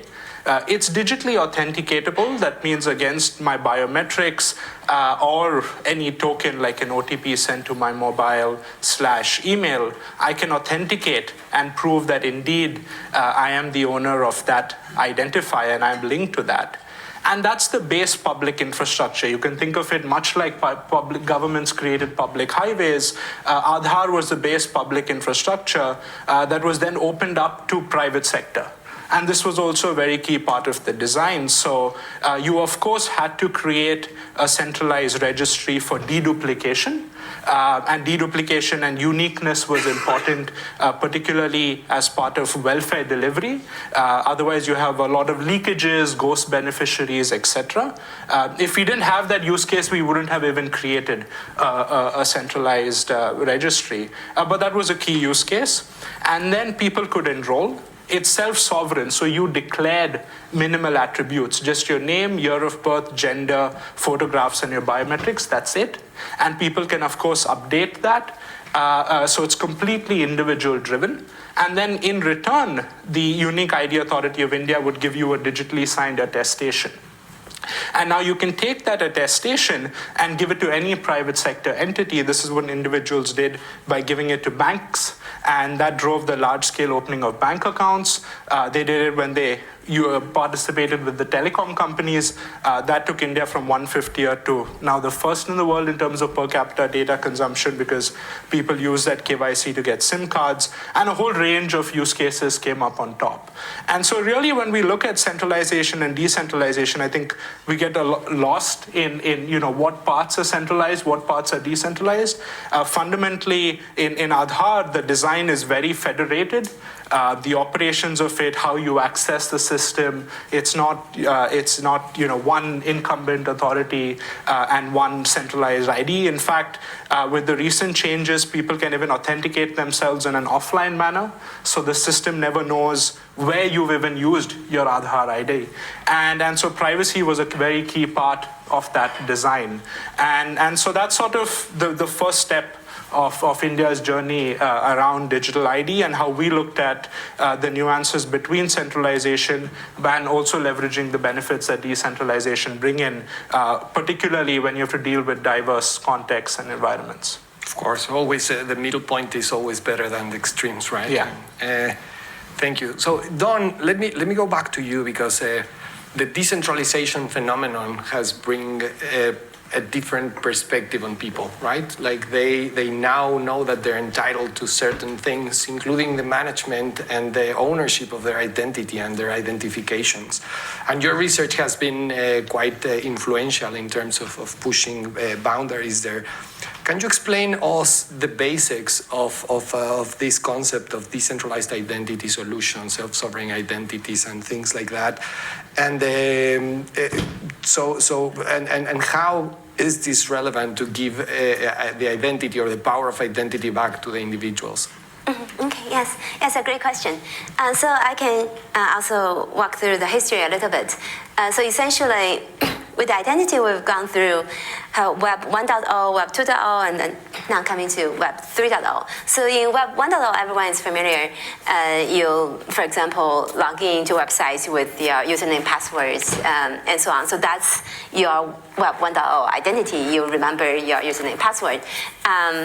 And then with the Web 2.0, now there is more of these services, like identity service providers. For example, you can log in with Facebook and with other identity service providers. So in all these cases, as you can see, in order for the user to use a web service and to prove user's identity, essentially the user has no actual control of its identity. The user is relying on these centralized platforms to provide these services, either in the Web 1.0 case as central servers who actually knows the hashes of users' passwords and so on. So can use that to authenticate users or these identity service providers. And so in this case, user will rely on Facebook to do the authentication and so on. So in Web 3.0, really, it's a paradigm shift. So this really is with technology advancement. So with the Web 3.0, we call it essentially decentralized identity. Is that users now can have their own public-private key pair. So users now the user will know its private key, which will essentially be able to control its identity. So now a user to prove to a web service or to some other services that users can use the service, then the user just need to sign message to prove that the user knows its own private key. Then in this case, because as long as the user knows its private key, it doesn't need to rely on any central party to manage the user's identity. No other parties actually know user's private key. So in this case, the user is in full control of his or her identity. And with this, then actually this really serves as a root of trust. So now users don't need to rely on trust of any other central parties or third parties and so on. The user has its own controls its own keys. And then this also builds a foundation.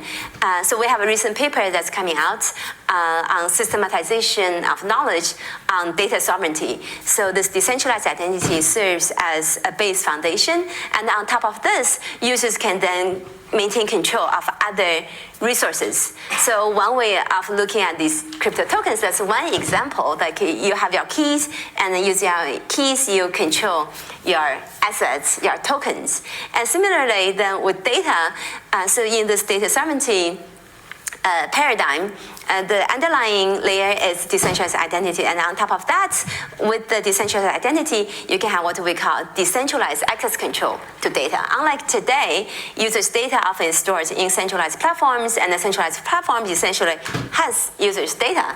But in this Web3 paradigm, there can be decentralized access control, which helps users to better maintain control of their data and determine who can access their data.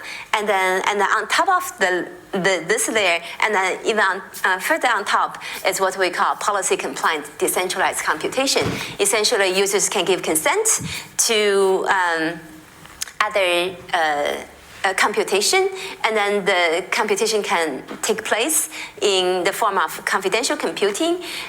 When the computation is compliant with the user's desired policies, then the data can be utilized for this computation, but in a fully privacy-preserving way. So this altogether is what we call data sovereignty, and really helps both help users maintain control of their identity and their data, and also at the same time to enable better, service users can benefit better from the services as well. That is awesome. I'm so sad that we only have 30 minutes, because just this answer, we could take like 3 hours in just going deeper with the different technologies.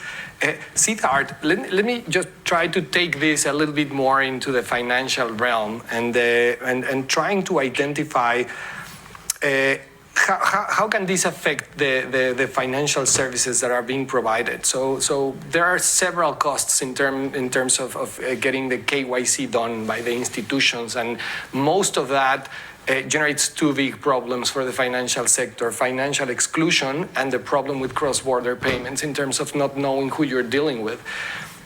From your perspective, do you think that these new technologies, these new ways of generating identity and managing identification by the users can help us reduce these costs, and therefore helping a little bit the financial inclusion and cross-border?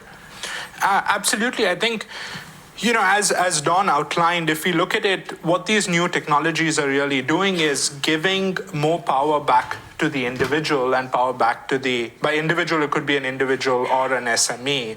And they now have the ability, the choice, the agency to participate. When we looked at it in India, again, with 1.4 billion people, you cannot, and with that amount of diversity, we could not expect one government service provider or one private company to actually solve for those needs, right? So how do you allow individuals to have choice, to have agency, autonomy in making those decisions? You do want market forces to go in, but market forces are not going to go in if the transaction costs are very high, right? They'll stay away. That's why you have exclusion. And so the categorical focus has been, can we lower transaction cost? If you can dramatically lower transaction costs by 100x and more, you start to open new markets that were not possible before. And so we spoke about identity in the first half, and that lowering of transaction cost and KYC drove the large-scale opening of bank accounts. But then on top of that, now that people had bank accounts, the traditional ways of moving money, which are primarily card networks, are extremely expensive. And if we thought of the deployment of any formal financial service, credit, insurance, etc., it's absolutely absurd that 1% to 2% that you pay to an informal moneylender would then be going to a card network. So the interest rates for any of these small SMEs, imagine a small vegetable vendor, just don't work out. Right? So how do we scale that up? How do you give them a leg up into the formal financial system to purchase a sachetized product? And that drove the thinking around UPI, which is the Unified Payments Interface. This was built on top of the banking system, so you could think of it as a three-layer cake. It's public infrastructure at the base. It's an interoperable rail built by the National Payments Corporation of India. On top of that, you have the bank accounts. This was a very conscious decision. We didn't go down the path of wallets. We didn't go down the crypto path. It's sort of a third way. And really, it was the original way as well. And so if you look at it, you now have banks in the middle. These are the regulated entities. And then we opened on top of that to private innovators, big techs, a whole range of companies. But those private innovators are not part of the money flow, right? So they're just permission collectors. They create the front-end experiences. They go out, they acquire consumers, etc. Money flows within the regulated system. From the central bank's perspective, there's a chain of liability, so on and so forth. And so that marriage between public infrastructure, private innovation, the public infra lowering the transaction costs, much like public infra in the physical world lowered the transaction costs for then automobiles and a whole bunch of private commerce on top. We've just applied that in the digital sphere in identity and payments. That's awesome. Digital public infrastructure is of the essence to improve welfare, no? Yeah. Let me ask you both a question. We have a few minutes to go, but so with the large focus on the importance and the value of our data and the linkage with our identities, it is very clear that things can go very well, but also if our data is copied and used for some other purposes, and we start getting into trouble, no? And Dawn already mentioned some of the technologies that can help us reduce this possibility, the CKPs and then all the other technologies. But do you think that there is a technological solution, a purely technological solution to this problem of misuse of data, or is this something that has to go on a broader dimension and take some other legal perspective? What do you think? Mm-hmm. Okay, so yeah, I'm happy to share. So I talked earlier about this framework of a responsible data economy. Given that data and data privacy is actually an extremely complex topic, there's actually no, perfect data privacy. If you want to use the data, you can. There's no perfect data privacy, and hence, in this case, so actually in the framework that I mentioned, is responsible data economy. So I actually propose, so there needs to be at least three main components. One is the technical solutions, which includes what I call responsible data technologies. So these include secure computing, for example, the secure hardware and secure multi-party computation, fully home encryption, these kind of cryptographic techniques, and also differential privacy, which helps protect the computation output from leaking sensitive information. And there's federated learning, how you actually have data remain on the device, but train the machine learning models in a distributed way. And also using, for example, blockchain for managing data rights and so on. So these are different responsible data technologies. But besides that, you still need better legal frameworks. So GDPR and CCPA is a good first step. But I think we need further advancement in terms of how to better help establish the data rights and help users to maintain data rights and so on. And then also better incentive models as well. So we do some work in developing new frameworks for data valuation, what's the best way to attribute data to data contributors and so on. And I think these different components are very important for establishing a responsible data economy. Thank you. I think fundamentally we need a techno-legal approach. It has to be a combination of both. Given the class of the problem is, it's not purely legal in nature, it's not purely technological. So one of the attempts that's been underway in India is the account aggregator initiative. This has been driven by the central bank, the Reserve Bank of India, along with the other financial sector regulators, so Securities and Exchange Board, Insurance and Pension Funds regulator, where they said, how do we give people control of their data? And now if you have to give people control, that has to manifest technologically and also legally. But what are the institutional setups through which that control is given, right? Because you can say you have control, you have rights, but where do I go to exercise my rights? How do I exercise it? Where do I give consent? Do I go to each custodian of my data, every bank, every mutual fund, every insurer, every hospital? That's too much of running around, but that's what people have to do today, either physically or digitally. You're running around to different portals or physically to different branches, resulting in even more exclusion, lack of competition, no choice. Or do you go to the consumer of your data, right? This is the meta problem. They're essentially interested in serving you ads, so they're never going to create an informed consent experience. So many legislations across the world, including India's draft data protection bill, talk about the idea of informed consent. And so what the financial regulators did is they took that idea and created a new institutional setup called account aggregators. And today there are about, 9 account aggregators that are licensed by the central bank, another 7 that have an in-principle approval. And the way it works is very simple. Data remains decentralized with your custodian, with your bank, mutual fund, insurer. It's cross-sectoral. You go to an account aggregator of your choice, which means if you don't like one, you can go to the next. The framework is inherently interoperable, so whichever you go to, you'll get the same set of accounts at any point in time.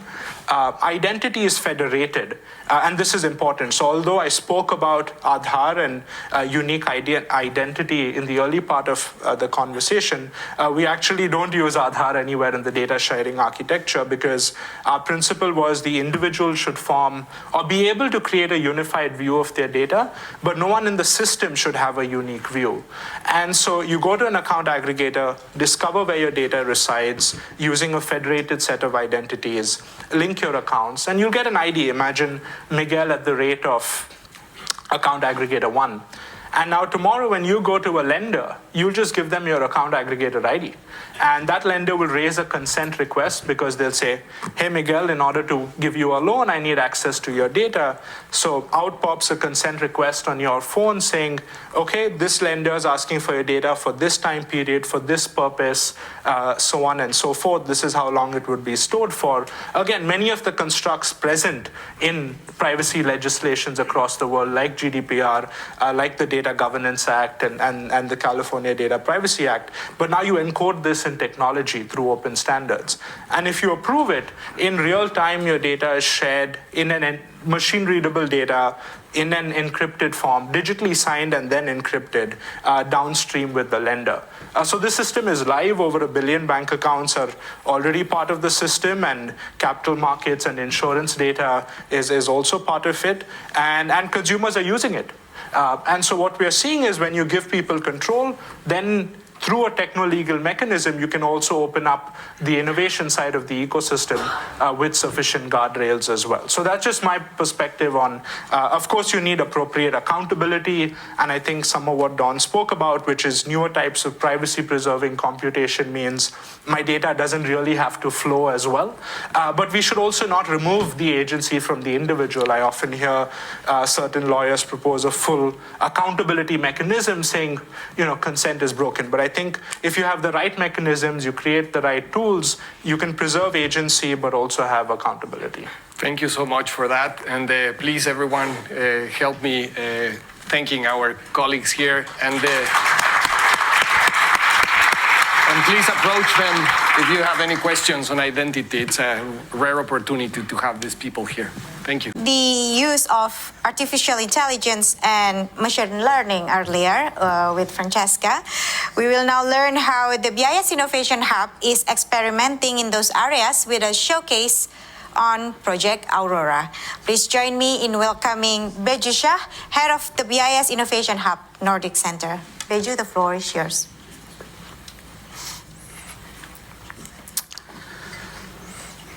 The impact of money laundering is far-reaching. It's not restricted to the financial sector. It affects society as a whole. It fuels corruption, organized crime, and terrorism. It distorts markets and undermines trust and integrity in the financial system. It's a global problem affecting many countries. But have you ever wondered just how much money is laundered through the financial system each year? The answer might surprise you. According to the United Nations Office on Drugs and Crimes, this is estimated to be between 2 to 5% of global GDP. So if we round up various estimates of global GDP to approximately $100 trillion, this equates to between $2 to $5 trillion every year. The upper estimate is equivalent to the GDP of the world's third largest economy. And according to the Financial Action Task Force, almost all large value money laundering schemes have a cross-border element. But despite global efforts to combat money laundering, it's estimated that less than 1% of illegal proceeds are seized by authorities. Let that sink in. An estimated $2 to $5 trillion is laundered, but only an estimated $20 to $50 billion with a B is seized. Money laundering is amongst the hardest financial crime activities to detect and a complex data challenge. So could the data and technologies we have today help us better in identifying and analysing money laundering techniques, networks and flows of funds? The previous sessions raised some of the opportunities and challenges connected with using artificial intelligence and machine learning and for big data analysis, and how new technologies could offer enhanced privacy and information security.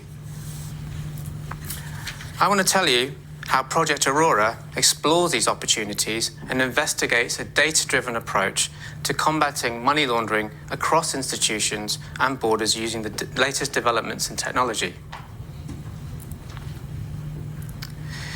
Today, financial institutions are at the front line and bear most of the responsibility for preventing and detecting suspicious activities, relying on due diligence processes and monitoring transactions.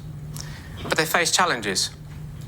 Their data and systems are often siloed, and they're often forbidden by law to share information with other institutions. Criminals, on the other hand, typically operate in networks and use complex layering techniques to move and hide money across institutions and borders. Criminals can quickly change their behaviours and tactics, faster than financial institutions can adapt and respond due to siloed data systems, the inability to share information, or legal and regulatory constraints. Many money laundering techniques, for example money muling or round tripping, traverse across financial institutions and national borders. In other words, while money being laundered travels fast across institutions and networks, the information that could help fight it cannot do the same. Project Aurora explores alternatives to the current approaches and aims to address some of these limitations, taking a data-driven approach focused on using transaction data to identify suspicious networks and flows. It has three parts. First, a synthetic data set was created to mimic payment transactions across several institutions that operate nationally and internationally, with cross-institution and cross-border money laundering techniques hidden within that data set, as you can see here.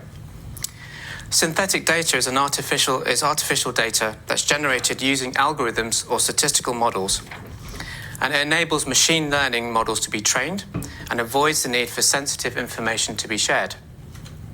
Second, we applied machine learning models followed by privacy-enhancing technologies on that data set.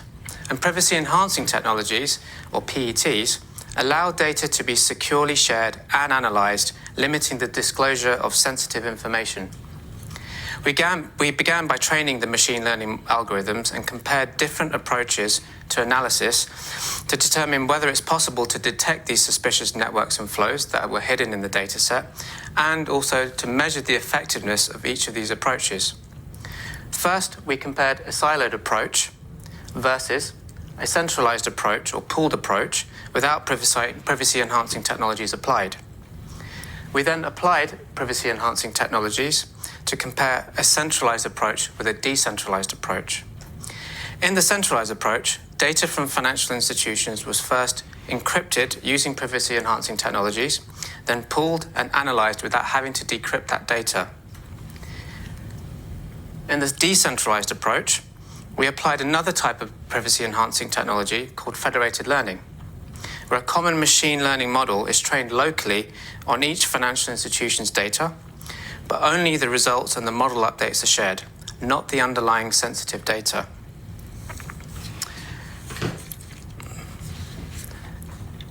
Different money laundering techniques require different data points and additional data sources to better identify them. So in the third part, the synthetic data set was augmented to include other data sources, corporate registries being but one example, to see how this improved detection. The project also explored how information describing money laundering techniques, also known as typologies, could be represented as a standardized digital taxonomy so it can be used by analytical systems, and how the public and private sectors could collaborate to develop this further on an ongoing basis. The project is concluding and the full findings will be published soon. But when comparing today's approaches, as you can see on the slides, both approaches used in the project have shown promising results by using privacy-enhancing technologies and machine learning models to better detect complex patterns of money laundering across institutions and borders than we have today.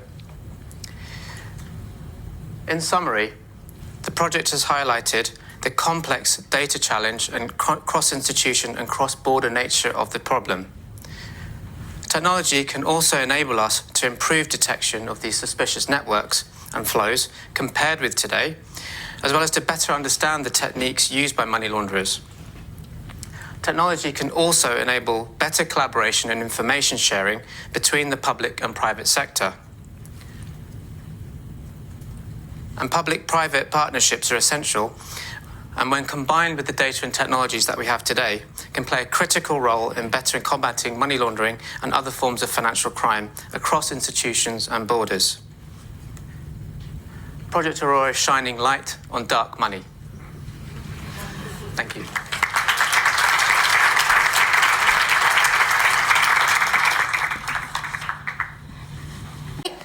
So let's now move to the next very exciting high-level panel to discuss the process of technological innovation at central banks.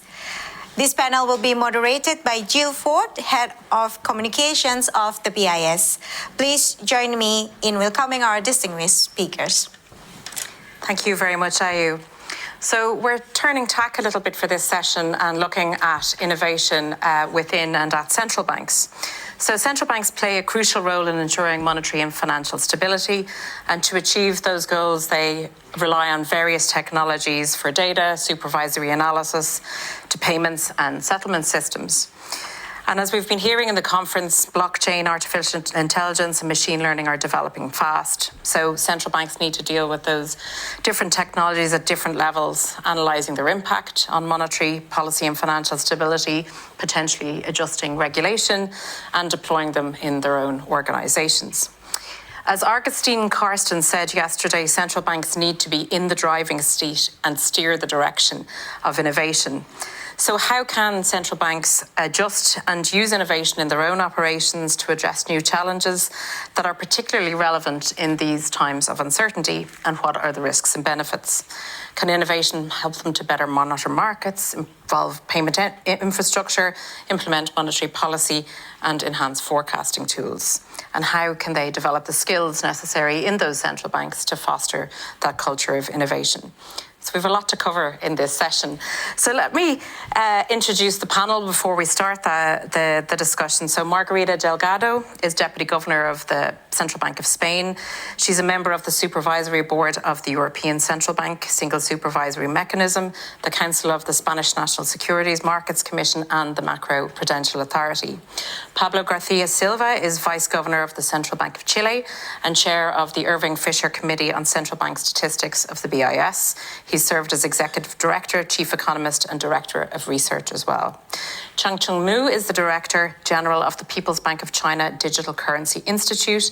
He's a member of the BIS Committee on Payments and Market Infrastructures, the Financial Innovation Network of the FSB, the IMF High Level Group and the BIS Innovation Network. And finally, let me introduce Sunaina Tuteja. She's the newest central banker on our panel and the first person to fill the newly created role of Chief Innovation Officer at the US Federal Reserve Board. Previously, she was in charge of leading change and innovation at the nexus of finance, technology and policy in a number of roles, most recently as Global Head of Emerging Tech and Strategic Partnerships at TD Ameritrade.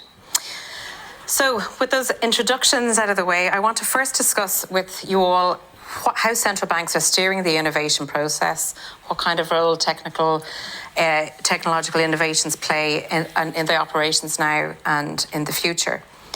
And if I could turn to Margarita first, major developments have happened in the last year for central banks. Following the pandemic, we've had war and energy price shocks. We've had turmoil in the crypto industry, and more recently we've had issues in the banking sector as well. So how have these external events impacted on the push for innovation? Has it intensified the process for central banks, or has it slowed it down? Thank you very much, Jill, for having me here. I mean, this is a great forum, of course, to share some thoughts on how digital innovation might be evolving, of course, might be playing a role in this, let's say, uncertain landscape. I think, first of all, of course, I think we need trust.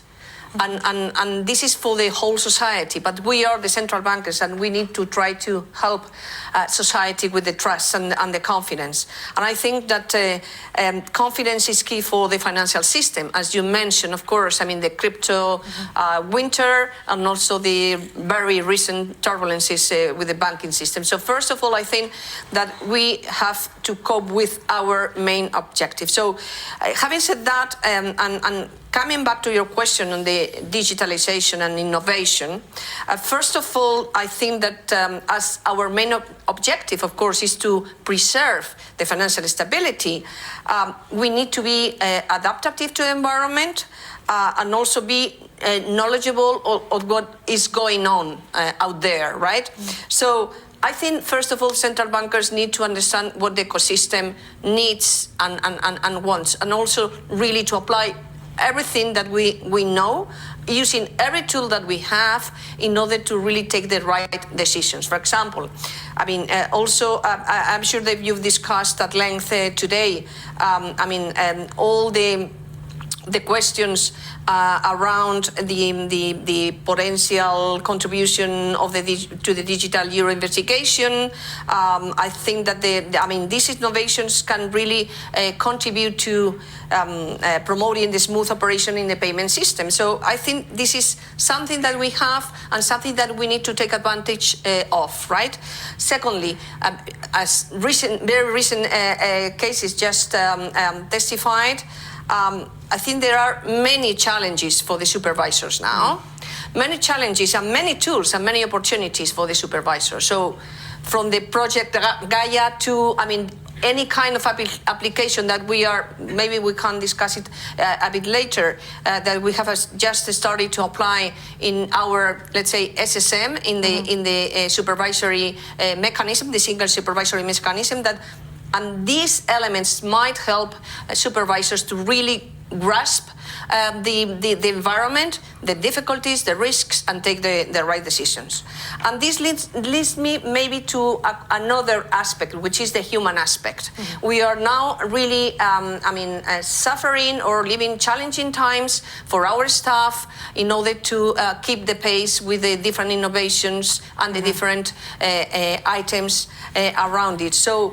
But not only advanced skills or upskilling the people that we already have, but we will also, as central bankers, as managers, will have to really take managerial decisions in many fronts. So those are really challenges that we are now facing in. But anyway, answering to your concrete question, we cannot, leave the opportunity to really keep pace with innovation.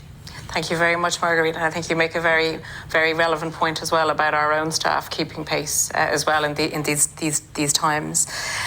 Turning to Pablo, the Central Bank of Chile has recently laid out a very broad programme to build a sound regulatory framework and improve financial market infrastructures.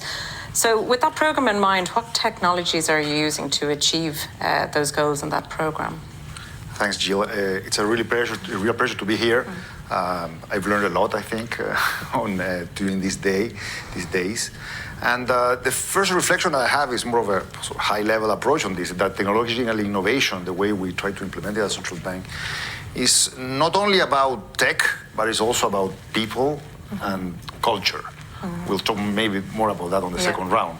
And also, it's not about doing new things for the sake of doing new things, but maybe doing old things in a new way that helps precisely what you mentioned we are trying to do to improve our grasp of financial stability and monetary policy. So let me give you a couple of examples.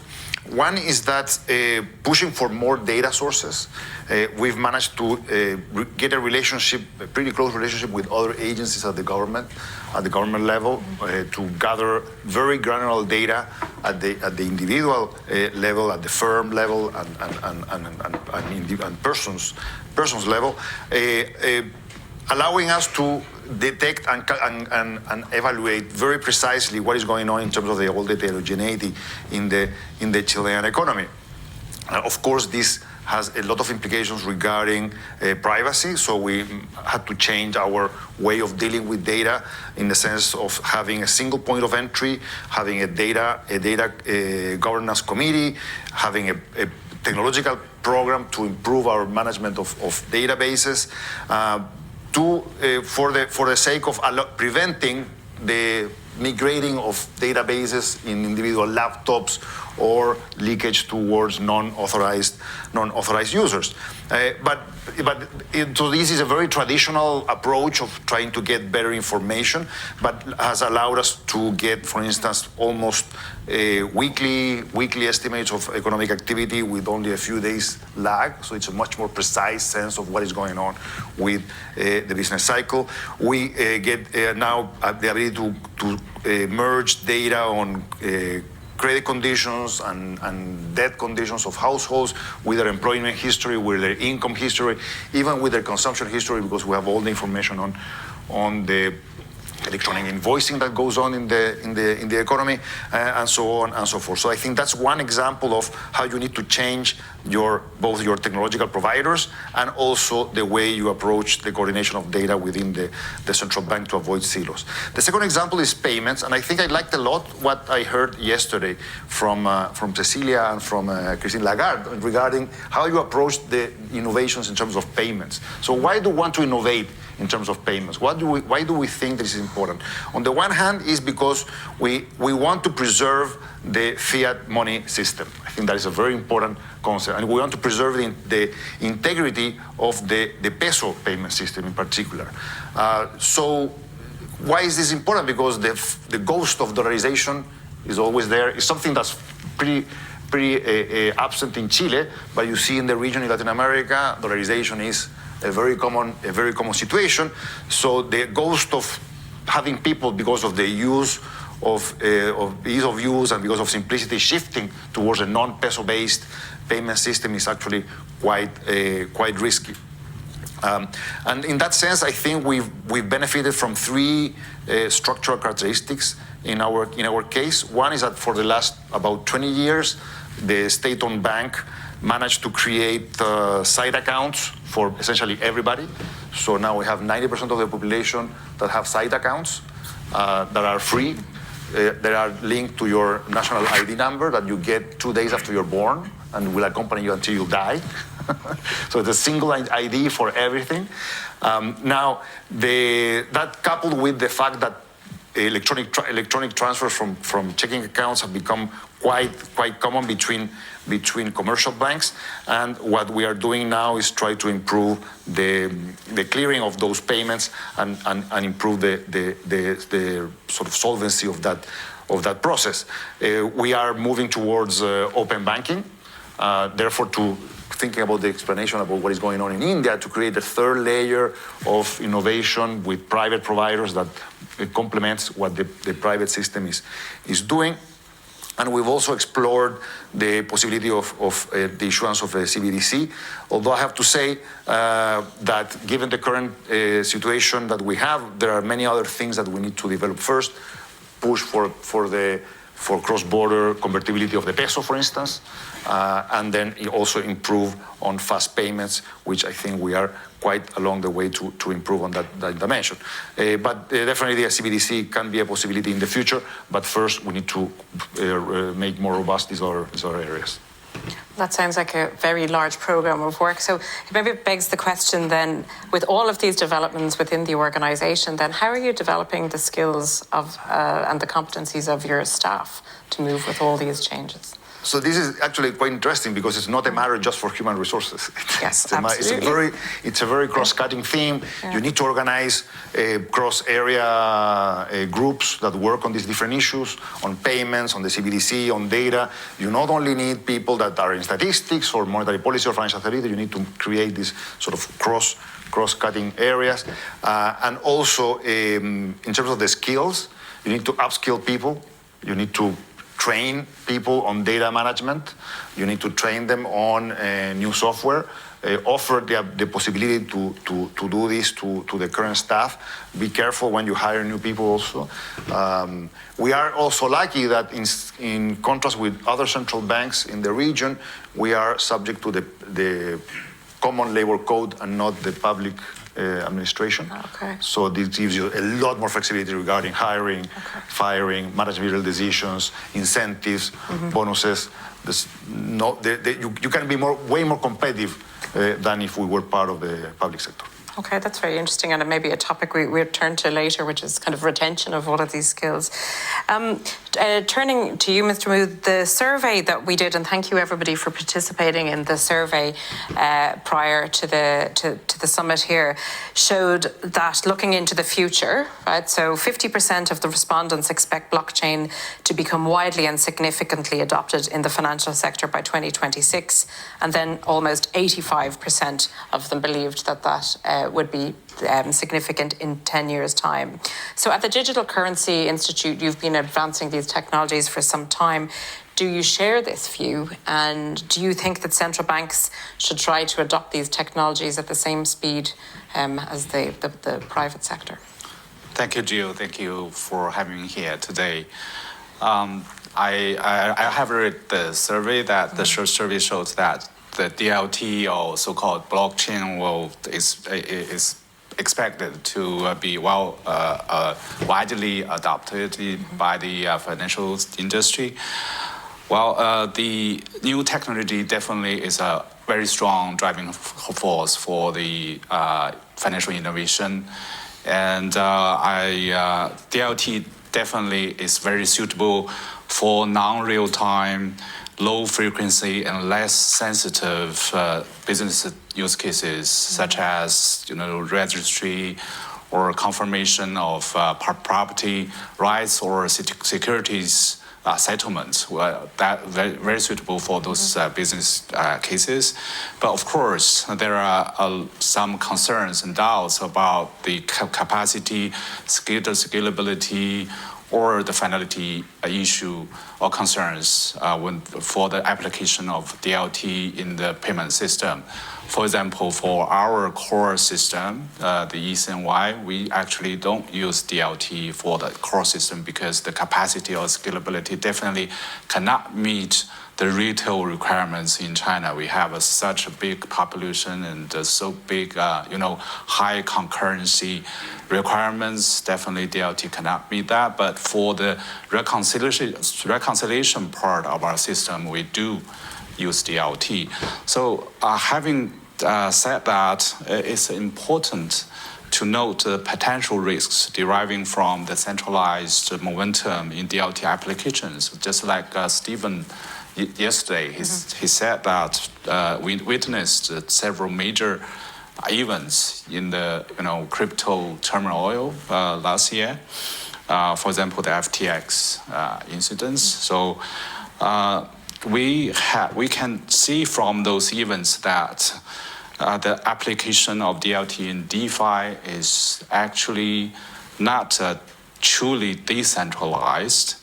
The source code management, computing power, and network organization, even the technology path selection, all the governance of DLT application are actually more centralized managed instead of decentralized managed, as opposed. So actually, the DeFi provides those financial services through issuance of stablecoin and the smart contract, but the stablecoin actually are issued by a centralized managed fintech firm, and the smart contract also, triggered will be by a centralized managed fintech firm, and also the a stablecoin actually a centralized issued by a fintech firm which with a centralized backed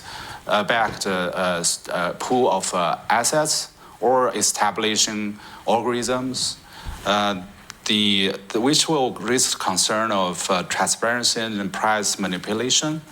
And moreover, the smart contract codes are actually require assessment and update and maintenance from a centralized party. So all those, with this centralized momentum in the application of DLT and DeFi, looks more like a decentralization from the regulated financial institutions or the central banks, and re-centralized in the under-regulated financial institutions.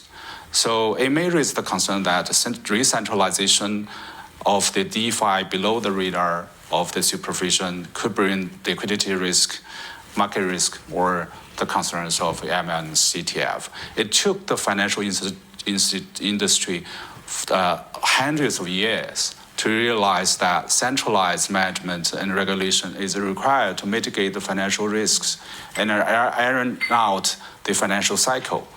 Those central banks take the responsibility of the issuance of fiat money and the operation of the payment system. The central bank also performed the lender of the last resort, and the CCP are created to mitigate the default risk of OTC transactions. So while DLT could be, as I said, could be adopted in many market niche or business use cases, especially in the case of P2P or peer-to-peer network organization with mutual trust issues, just like we deploy blockchain or DLT technology in our Enbridge project, which is more suitable in that use case. As long as DLT is well managed and supervised, the advantage of DLT could be maximized in the above market niche. So we, the central bank community and the financial industry, have to deepen the research on the DLT technology and to deploy the right technology in the right use cases, and also under the prudential and timely regulation. So the central bank are also responsible to make joint efforts to establish a regulatory framework of the DLT application in DeFi under the guidance of BIS and other international standard setting bodies. Thank you. Great, thank you very much, Zhang Tung, and I think it's very important to have that central bank perspective given your experience in this regard.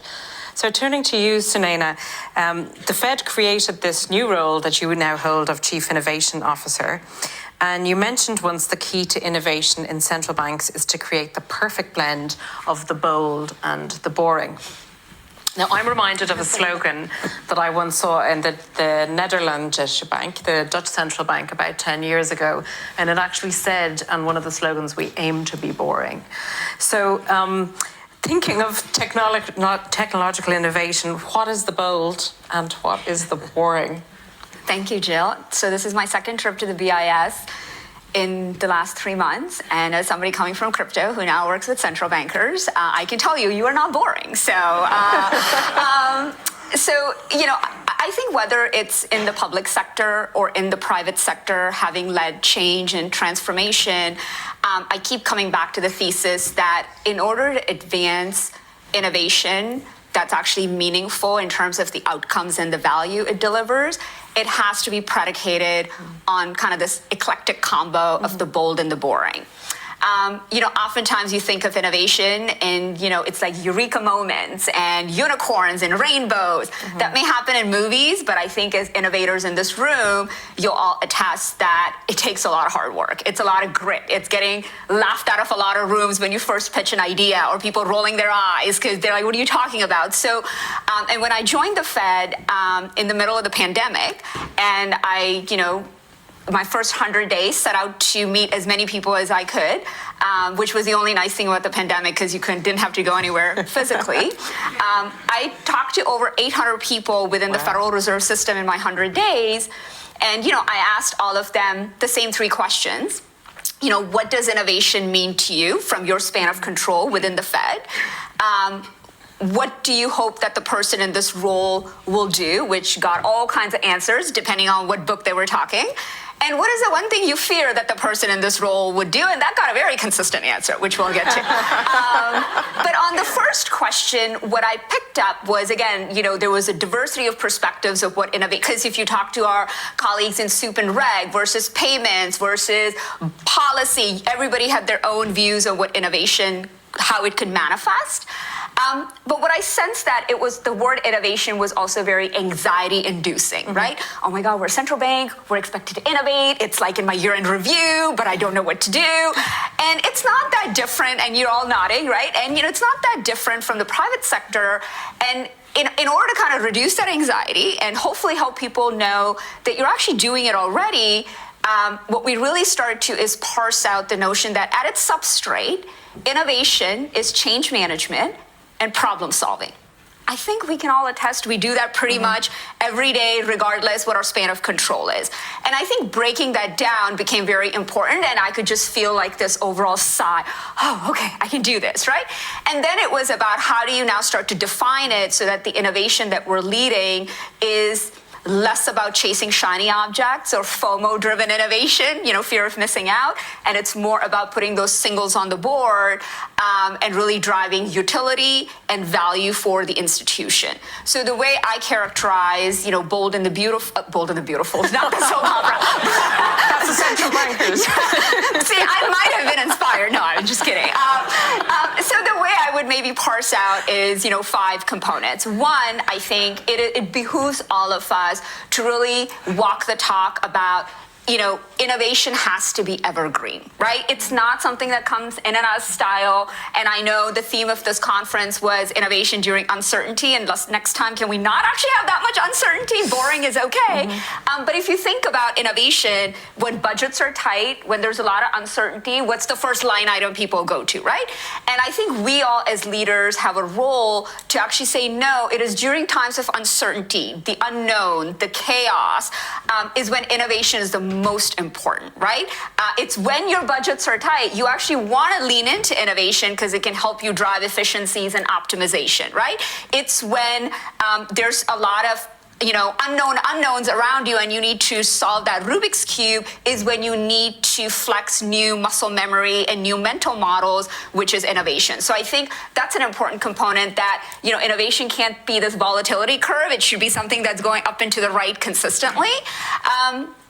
And at the Fed, one of the other things we've instituted is really running innovation like a true business discipline. We use OKRs, objectives and key results, for those of you who are familiar, because again, even if we're not shipping widgets every day that can be quantified, we owe it to the organization to say, for every investment that you make in innovation, this is the value accrued back to you, right? And in the form of OKRs.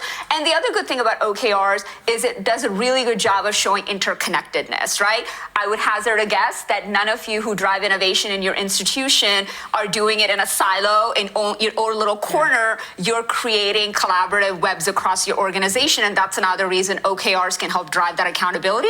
And I mean, I sound like the most uninnovation officer talking about OKR, but that's the boring part in order to ship those bold wins.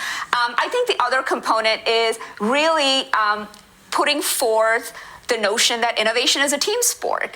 So that third question that I asked over 800 colleagues, what is the one thing you fear that the person in this role would do? Oh, you're going to move my cheese. I mean, everybody said it in their own way. You're going to suck up all the innovation and it's all going to be top down. We're not going to have the ability. And in fact, that's an anathema to innovation, right? The best innovation comes from our colleagues who are closest to the end process, the end product, and the end customer. So again, making sure that we're running innovation as a business, but as a team sport, but with clear accountability of who's standing tall on what. And I think that alludes to what Pablo said around, culture and talent. Again, not very sexy, but very boring and important to drive bold innovation outcomes. I think the other thing I would say is we also have to really tease out the narrative that innovation can be agnostic of technology, right? I know that might be a very contrarian view considering this is the process of technological innovation, because I think, again, that can be anxiety inducing and it can actually leave a lot of people out. Like the number of people, well, I don't work in technology. Well, who cares? Like, if you are, an examiner, you know more about supervision than I will ever learn, and you probably know where there are points of friction. And where there's friction, there's an opportunity for innovation. So I think kind of helping people tease out that it doesn't always need to start with technology. In fact, it's better if it doesn't, that it should start with problem statements and personas and, the derivative value. And then you're right, we can use a database or we can use DLT, but we can worry about that later. And I think the notion that innovation is life in perpetual beta. One thing I've picked up about central bankers is you strive for the ultimate perfection. And until a document has gone through 1,822 reviews and every grammar check, it can't be published. And I think in that culture, as leaders, we again have to help people understand that it's about progress, not perfection, right? We're interrogating new technologies like DLT, blockchain. We talked about ChatGPT-4, AI, machine learning. There's no playbook. It's akin to building the plane while you're flying the plane, which means it's not going to be perfect, and that's okay, because again, you can never ship those bold, innovative changes if you're so afraid of perfection, and so, striving for progress. And then the last thing I would submit is, I think making it very clear that ultimately innovation is about shipping. And, it's about the end person, end consumer, whether it's an internal user or external user, kind of goes, wow, you just made my life simple, fast, and easy, right? And so even if it's not perfect, and sometimes you have to get the results out in the wild, because that's when in the lab, in a simulated environment, everything can be perfect, but it's when it goes in the wild that you really kind of start to understand how you continue to level up that product and kind of that innovation that you've delivered.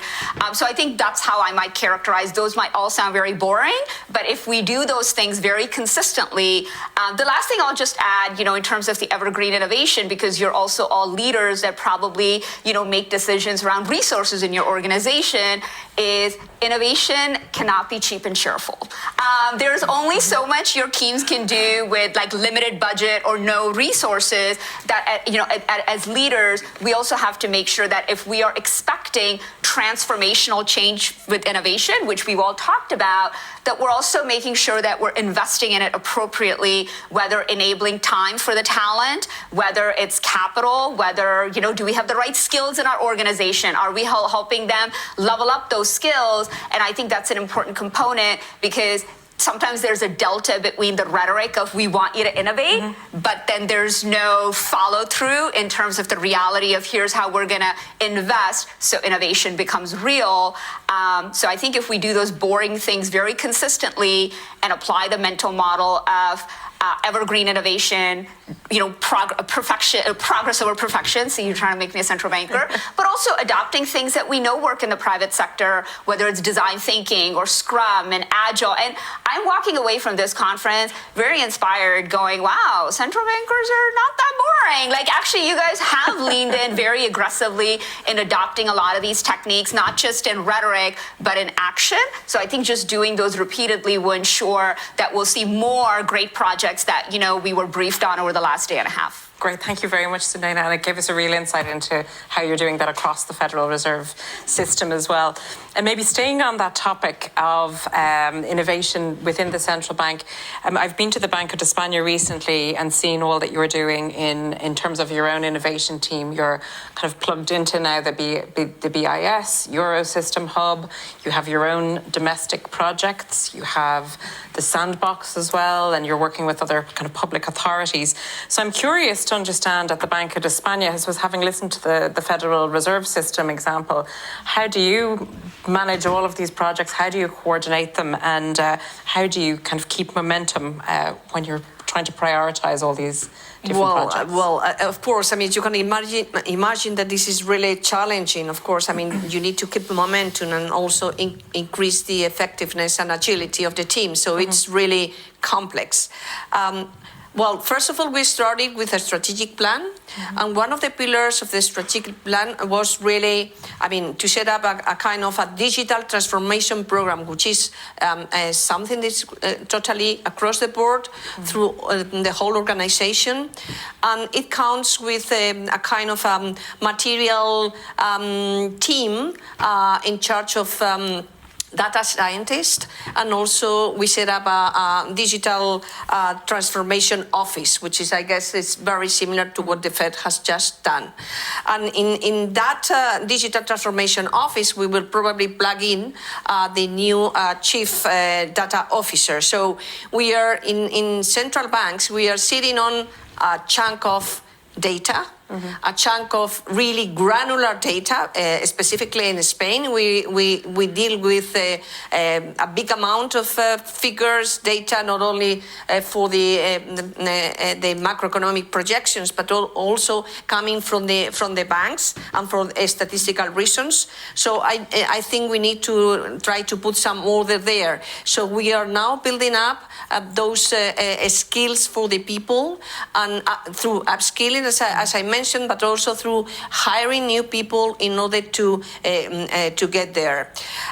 I think that also we have built a precise network in terms of cybersecurity, and we are, I mean, on top of our agenda, because I mean, once you open up your innovation and you transform digitally the organization, you need to really have a very good, let's say, cyber security framework, because if not, honestly, probably you can lose everything in just a single moment.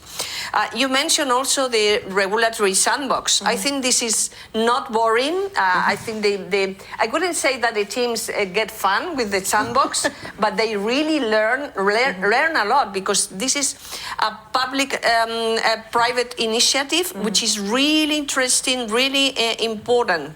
Let me just give you some flavor on what we are seeing out there. We have completed several trials and different tests with almost 20 projects throughout the last 2 years or so.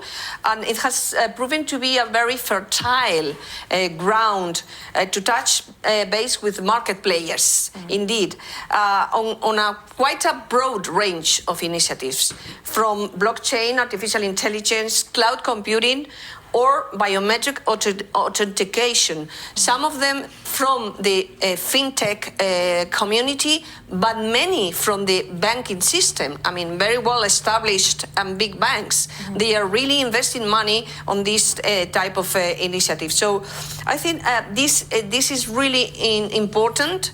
And this has proven to be, I mean, just a kind of unique investigation and source of really knowledge for the teams.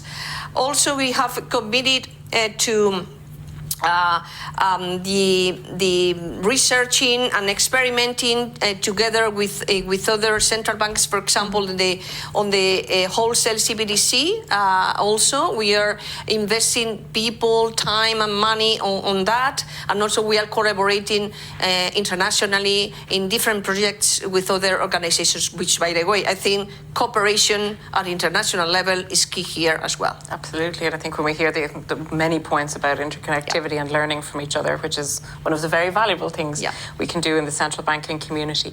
I suppose listening to Margarita talking about collaboration with the private sector, and also we've many private sector participants here in our audience today. You talked about fintechs, you talked about the banking system. And Pablo, in the Central Bank of Chile, what kind of private sector collaboration are you looking at to deliver your projects? So thinking about that, I guess there's a first stage, which is public-public partnership. Yes, absolutely. So it's very important to engage because of, again, cultural reasons, to engage with our regulators, to engage with our authorities, because sometimes, especially in the payments area, it involves a number of different agents.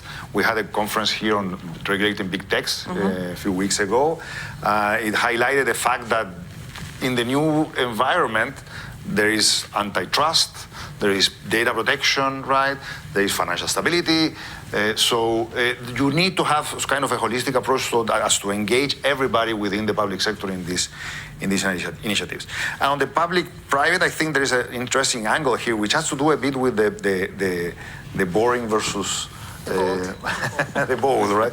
That if you are, for instance, thinking about engaging with the private sector, and you have your head of regulation spearheading that, the private sector will say, well, why are you asking this, right? What are the scope of this? Are you going to sort of hit me with a hammer after I come up with a new idea? So what we managed to do, and has been very useful, is to, a bit like what the BIS is doing, is create what we call a technological observatory, which depends on the financial stability area, but is separate from the line. So you don't have the people writing the codes, having also being engaged in terms of what can you do with the private sector, but you have a separate area which have more leeway to investigate, who has more initiative to learn what is going on else in the world, and therefore when they engage with the private sector, when they convene forums and they invite different participants, the dialogue that arises is very transparent, very open, and therefore there's a more free flow exchange of ideas. We found that has been extremely useful to engage productively into this and not create sort of the fear of after you meet, you go away and then you hit me with something that will prevent me from innovating. So I think that's been very useful. So that sounds like a good consultative process. So good to hear, Pablo. Maybe looking to the future, Chang Chung. So within your organization, your organization's been working on these issues for some time, but looking to the wider organization, there's maybe two questions. One, what kind of culture would you like to see in 5 years' time in your own central bank? And then a second question, which we were discussing, which was not only skills, but also retaining staff. So what do you do to retain staff when you're competing, obviously, with the private sector, with kind of public roles? So. Well, that's definitely not a boring topic, but it's, it's a very tough question to me. I remember actually the creator of Linux, Linus, ever said that talk is cheap, show me the code. Well, definitely we have to talk first, then we can have the code. That means we have to change the culture first, and then we can have some real result. In the future, I would like to see, actually, we have witnessed some encouraging results so far. That is the culture change in my organization, which is DCI, has become more market-oriented.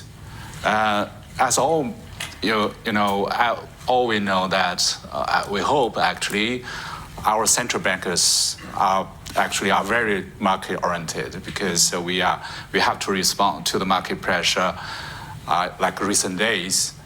With the development of mobile payment, the paper banknotes are less popular and are actually diminishing from the public eyes as a retail payment instruments provided by the central bank. We have to be more market-oriented and upgrade the central bank payment system to satisfy the demand of the market, and in accessing the central bank money as a retail payment instrument.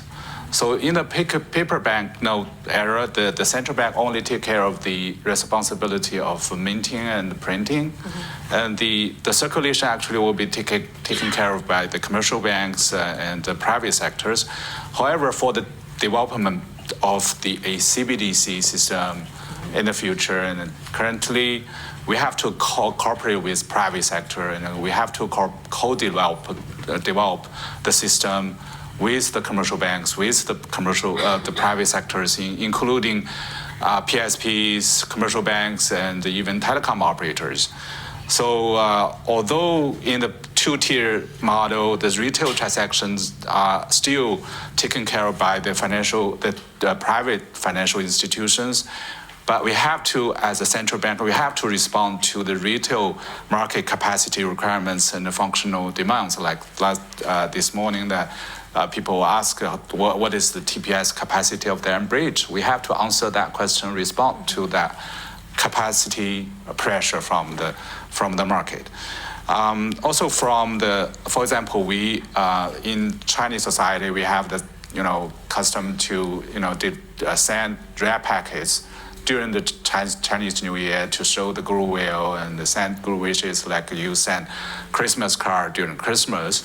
So this time we launched our P2P wrap package function right before the Chinese New Year holiday to meet the market requirements. So we have to be more market-oriented. Secondly, we hope we can be more user-oriented. Although the CBDC will still be legal tender, but we cannot make a mandatory request that every citizen have to use our CBDC instead of other electronic payments instruments. You cannot do that. So we have to make our CBDC more appealing and more user-friendly to satisfy the market needs, to make make it easier adoption by the market.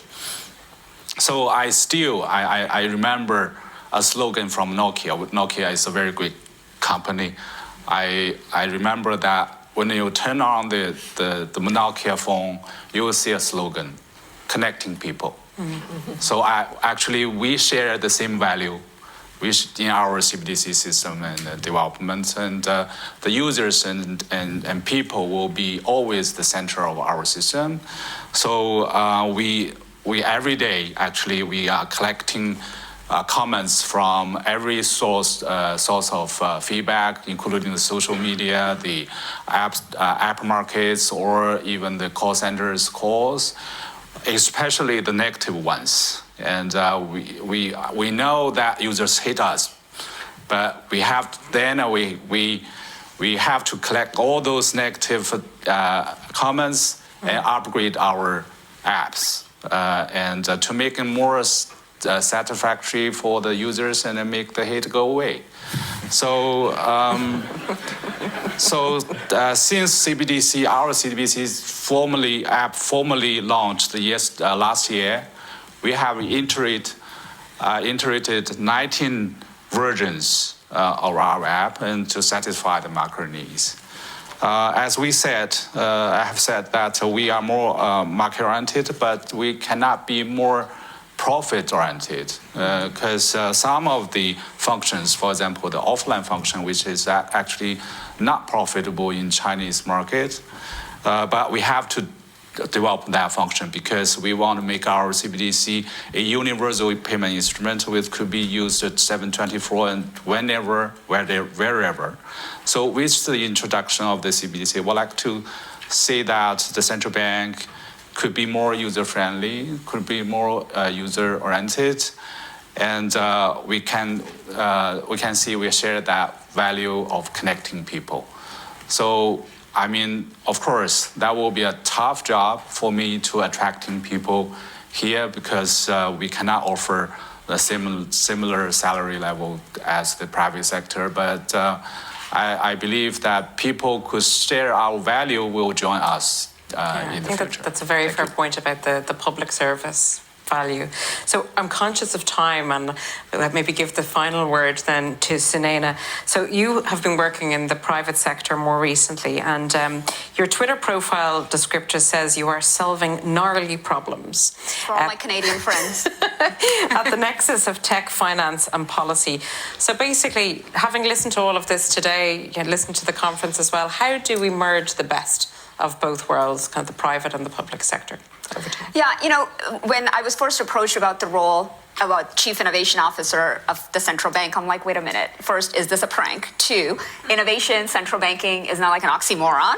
But I'm so happy that my curiosity superseded my skepticism, because as I leaned more and more into it, the reality, Jill, is there's actually more convergence than divergence between how the public sector and the private sector really interrogates and leans into innovation.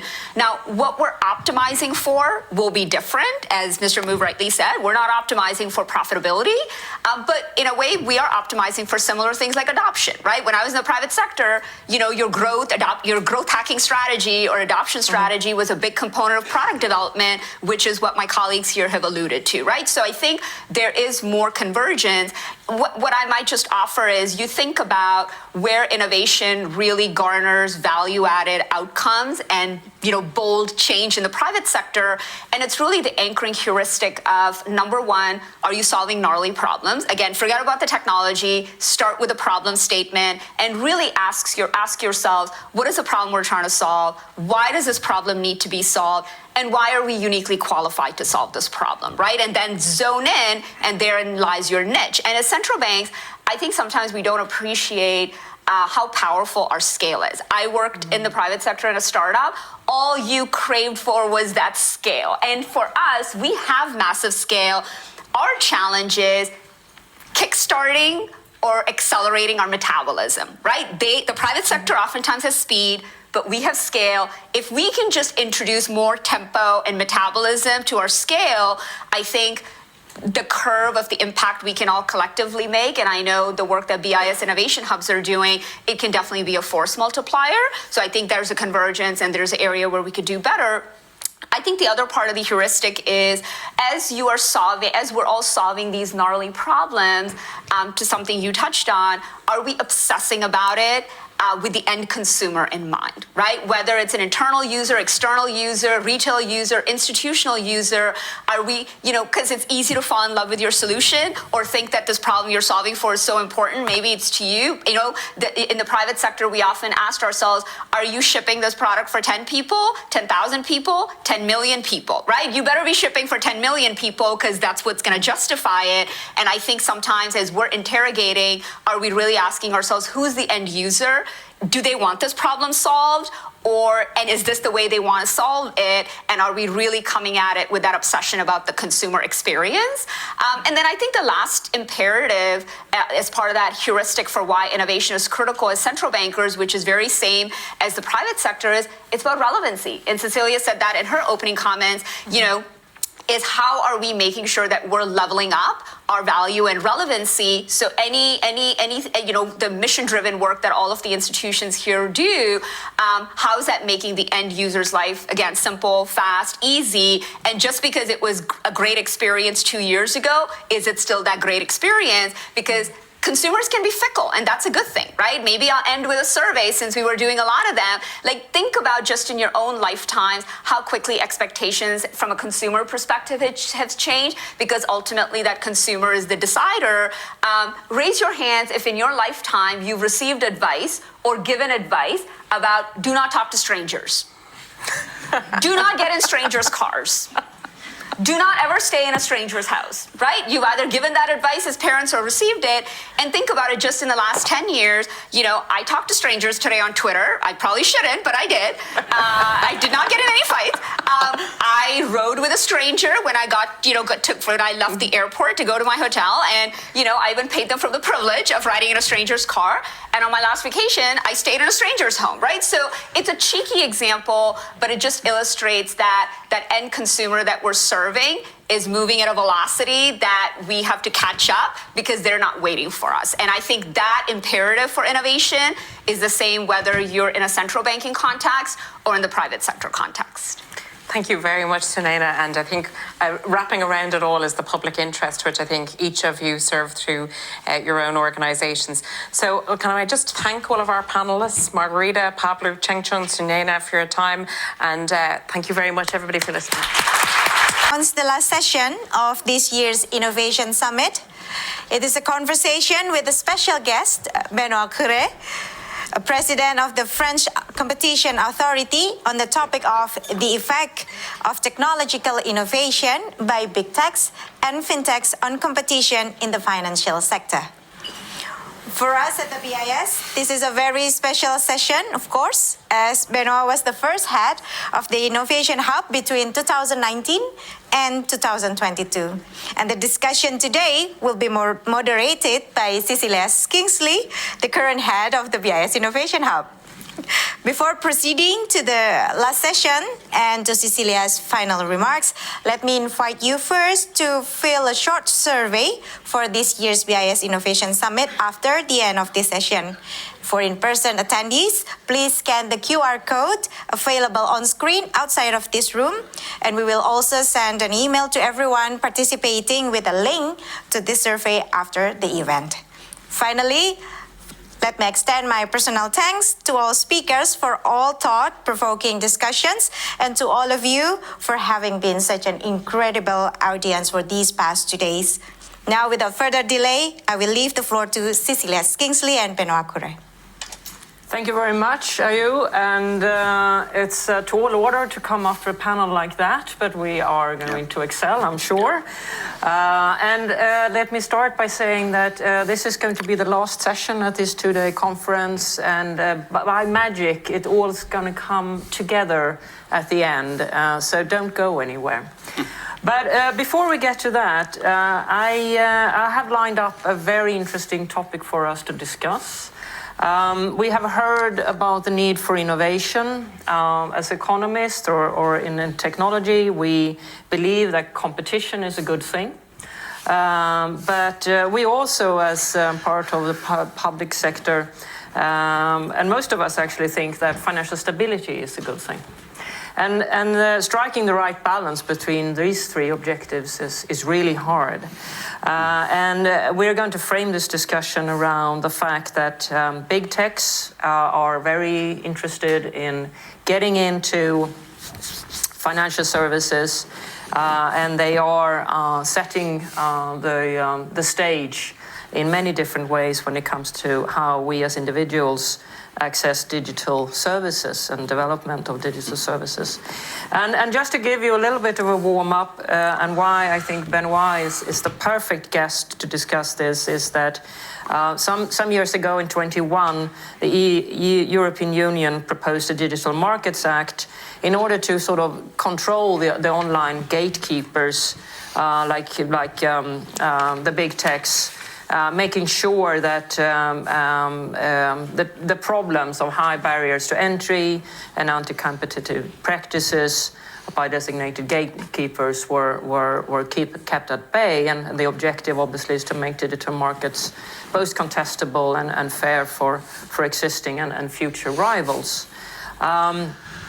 And there is a lot of details in this act that we could get into, but I think it's perfect to have you here, Benoît, because you are now the president of the French Competition Authority. But Benoît has a very distinguished career. He served the French government in various domains. He spent 8 years at the European Central Bank as member of the Executive Board, but you also chair the CPMI, the Committee for Payments and Market Infrastructure, here at the BIS. We've set a lot of the rules that we are all kind of been discussing in different areas. You were very interested in early time in digitization of payment systems, rise of crypto assets, etc.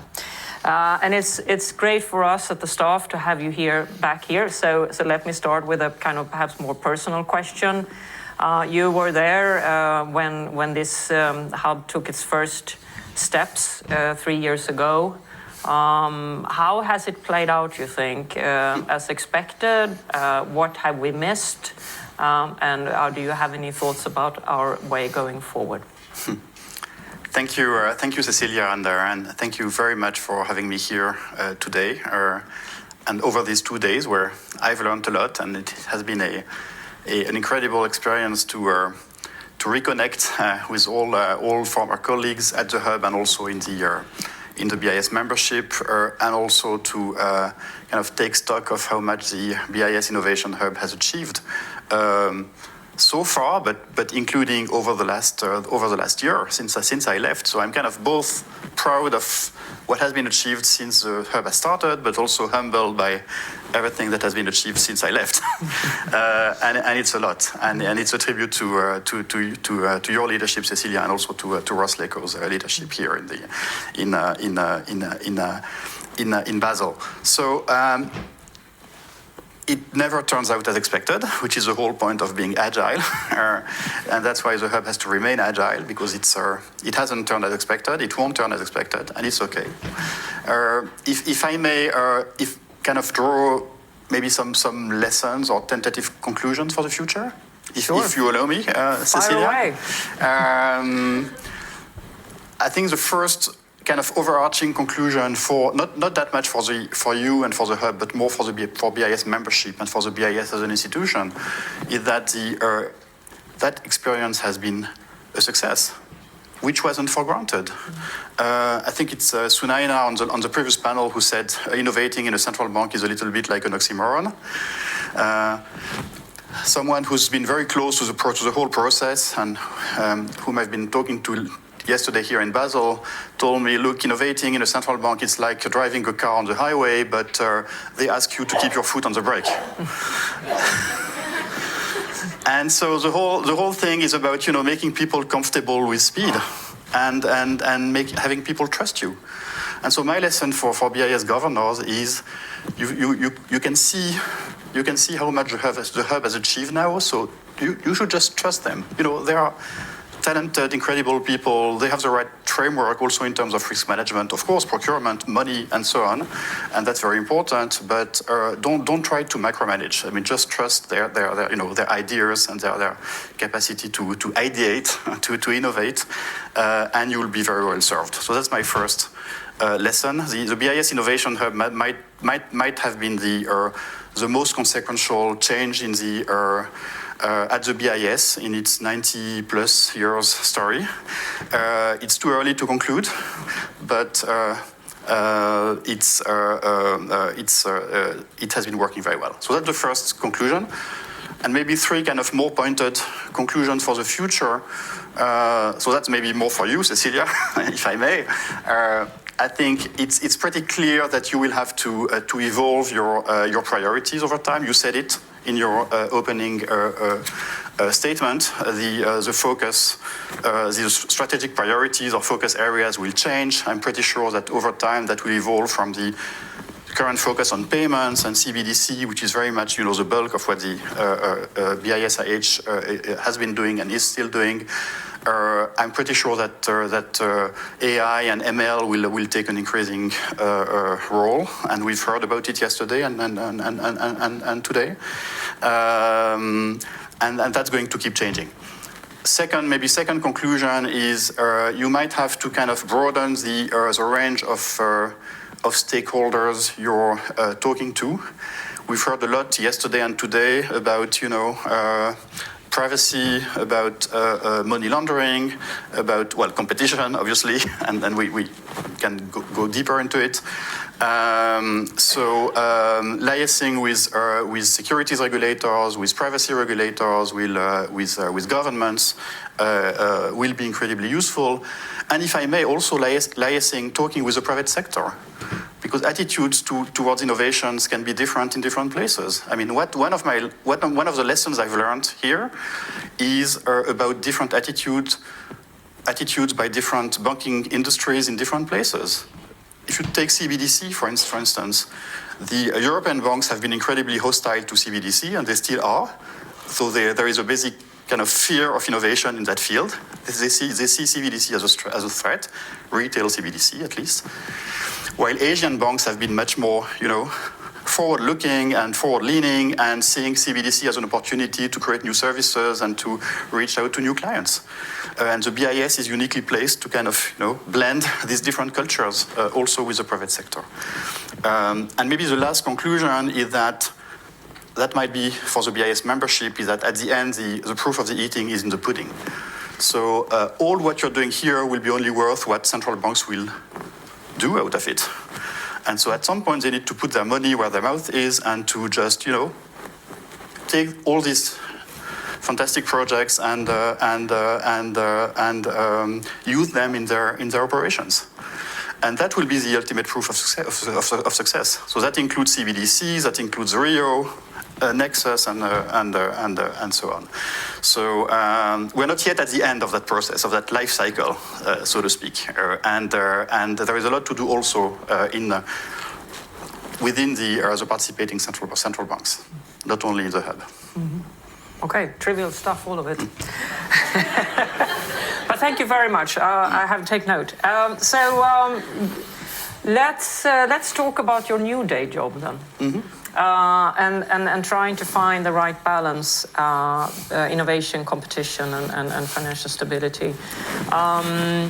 Let's assume that we are successful in make sure it's competitive. And that means probably open up for new kind of players, possibly. Mm-hmm. Complex set of players, it could be. So how do you think around those things in your new job? Making sure that we have innovation, competition, but financial stability. Is there a golden rule here? Well, I like very much the way you're framing the discussion in terms of these three objectives. And I think we should try not to think as economists here, because economists are very fond of impossible trinities, right? Mm-hmm. So the question will be, which objective should you drop? Because you can't have both. You won't achieve the three of them. I think we can and should achieve the three of them. So find ways to reconcile innovation, competition, and financial stability. It's also very important that you, particularly today, I think it's very timely that you're stressing financial stability.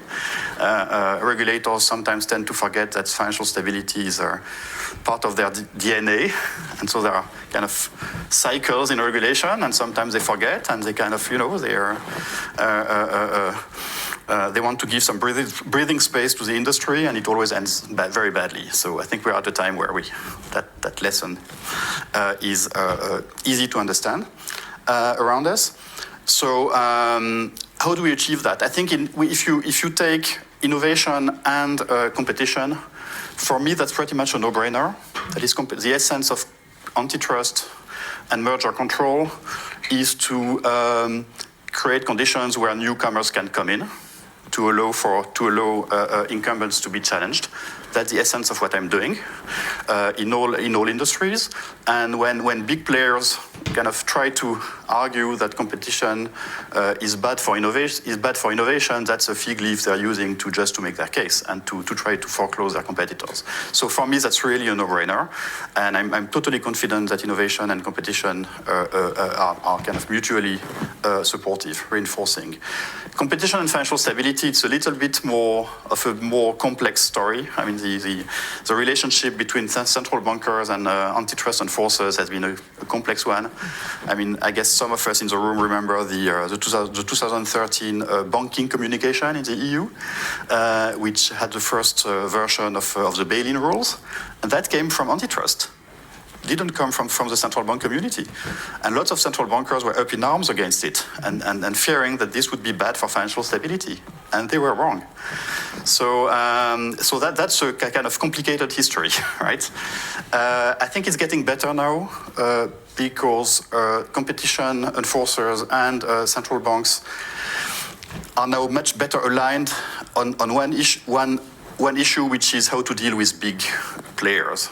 For different reasons, but their interests are aligned. Competition authorities don't like size because of market power, which allows companies to basically to set prices above marginal cost, and that's bad for the consumer, and sometimes also bad for the suppliers. And central bankers and financial regulators, banking supervisors now are afraid of too big to fail. That's relatively new, but that has very much aligned, the objectives when it comes to the biggest players. Where the interests are less aligned, I would say, but that's my personal view, is when it comes to smaller players. Well, the competition crowd loves smaller players because they see them as, challenging the incumbents and shaking up the market for the good, while financial regulators are always a little bit kind of afraid of smaller players, maybe undermining the standards, potentially mis-selling products, etc. And you can see how the discussion on sandboxes has evolved in Europe, for instance. Lots of regulators are afraid of sandboxes, actually, because they see it as, creating an unequal playing field between the small players and the bigger players. So here, I think that's an area where we can learn from each other, because we have different experiences and different cases. Do you, if you're looking at, if you are running an authority and legislators are for others to decide on, but you think about the current regulatory framework, how it's sort of balancing innovation inducing versus innovation constraining, taking all these things into consideration. I mean, are you happy as it is? Do you see any kind of openings for improvements? And is there any particular example in this area you have in mind? Yeah. Well, what does your colleagues across other competitive authorities think about this? What's kind of, how is the discussion evolving between you? Well, as I said, I mean, there might be a different perspective here in the competition community and in the financial regulatory community. The competition community usually doesn't see innovation as a threat, while innovation in finance can be a threat. And we've seen that, I mean, repeatedly.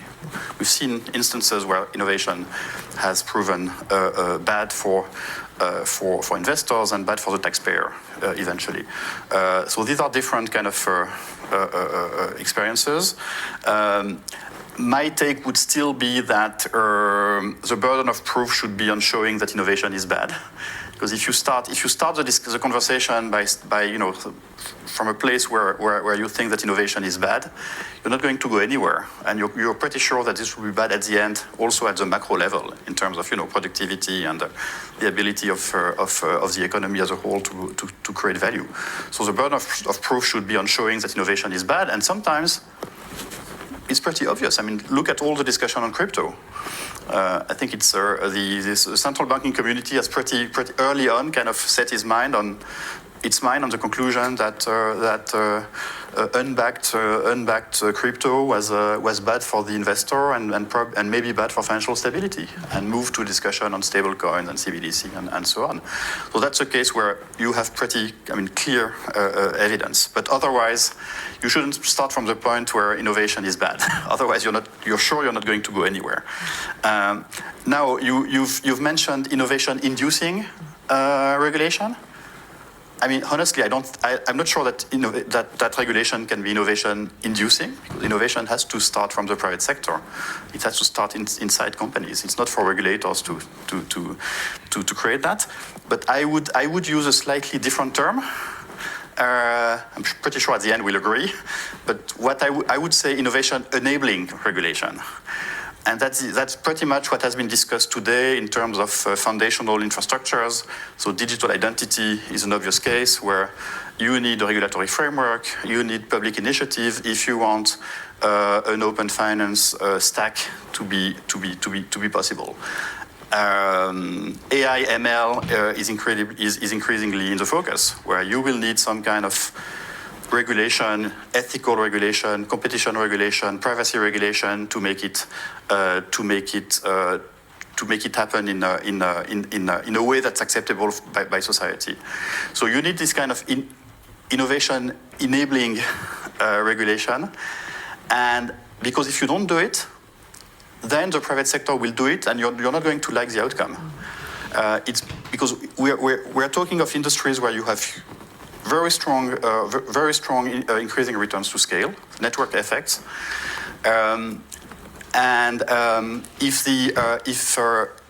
If the public sector, if authorities don't take the lead in setting the scene will be set by private players, and they will inevitably try to build their walled gardens and to lock in their consumers and to foreclose their competitors, to tie their products, and that's my daily life as a competition enforcer, trying to identify that and to curb it, or sometimes to sanction it.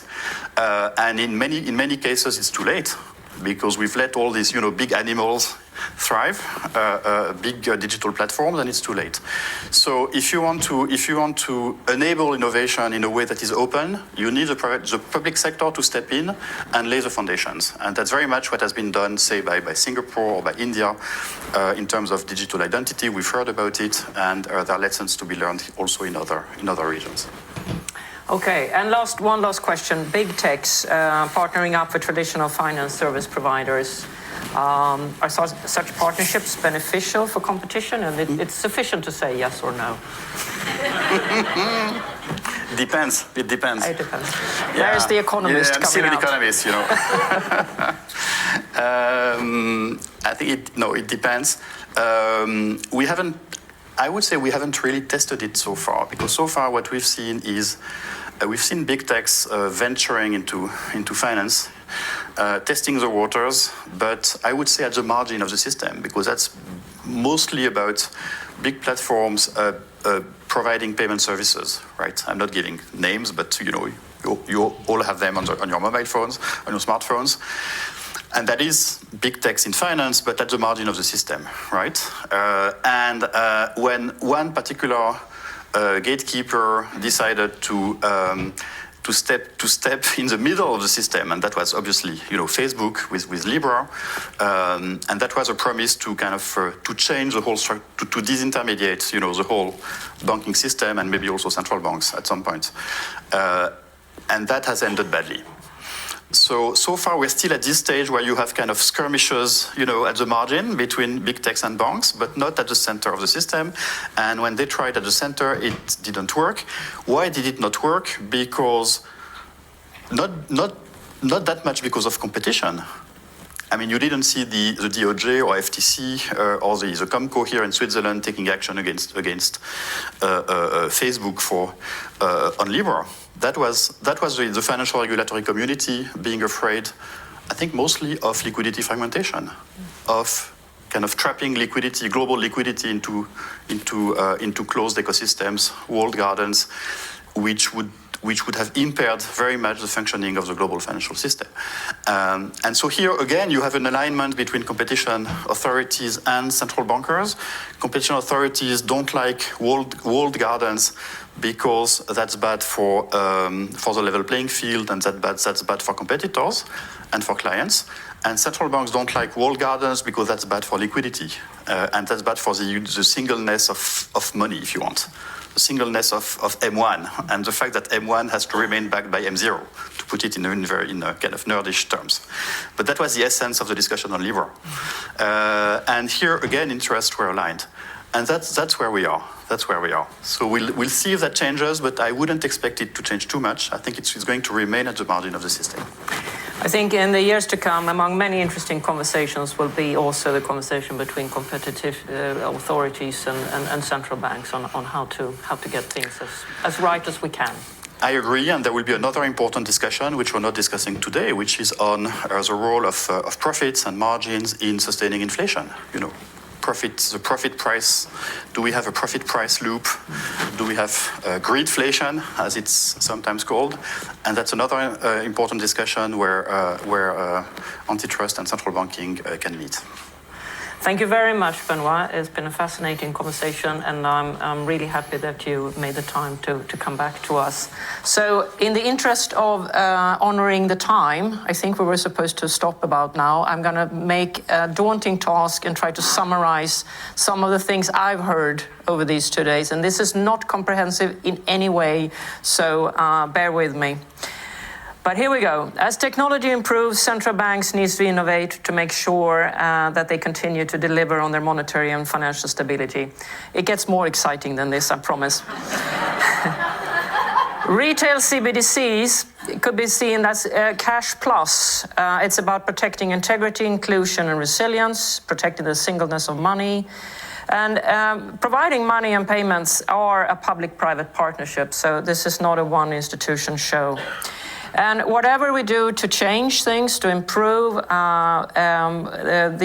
this is requiring things are to be covered by appropriate legislations and cyber protections. And in the discussion, the perennial discussion, I think, about central versus distributed technology, from the cybersecurity perspective, there are pros and cons here, and not a simple design choice, but you have to design accordingly with your choices.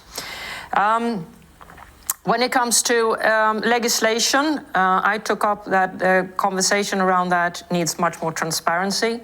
And the right to privacy is super essential. It's about protecting people's integrity, protecting minorities, being protected against violations of different kinds.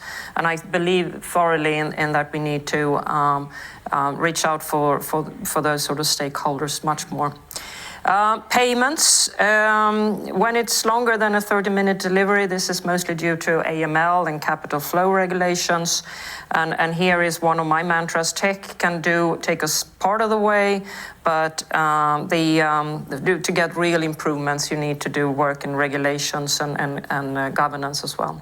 We had 2 panels on artificial intelligence. AI needs to go from black boxes to glass boxes. And implementing responsible AI will increase trust and competitiveness. I'm getting soon ready. When it comes to the green transition, the climate transition, standardized disclosure is important. We are a bit proud at the BIS Innovation Hub for the Genesis project, the tokenized green bond, seeing the light of day at the in Hong Kong as we speak. And maintaining privacy while delivering on the roles of and the rules of anti-money laundering and anti-finance terrorism. Can technology solve both these things? The answer is yes, but more work needs to be done. And about money laundering, approximately 2 to 5% in terms of values of global GDP is laundered. And this is feeding corruption and other types of crimes. And the project Aurora is a network-centric approach using machine learning, trying to tracking suspicious networks, make it possible to spot the irregularities without violating national data legislations. To be continued on that one. And the second to last panel, really an ambitious agenda to progress technical innovation at central banks. I'm going to steal Sunaina's, I think it was 5 principles on innovation. It has to be evergreen. It needs objectives and key results to provide structure. It is a team sport. We need to not only go for perfection, I say as an old central banker, but we need to progress, and that's a key thing. And once we have created value, get it out of the door. And that finalizes this Innovation Summit 2023. Thank you very much for participating.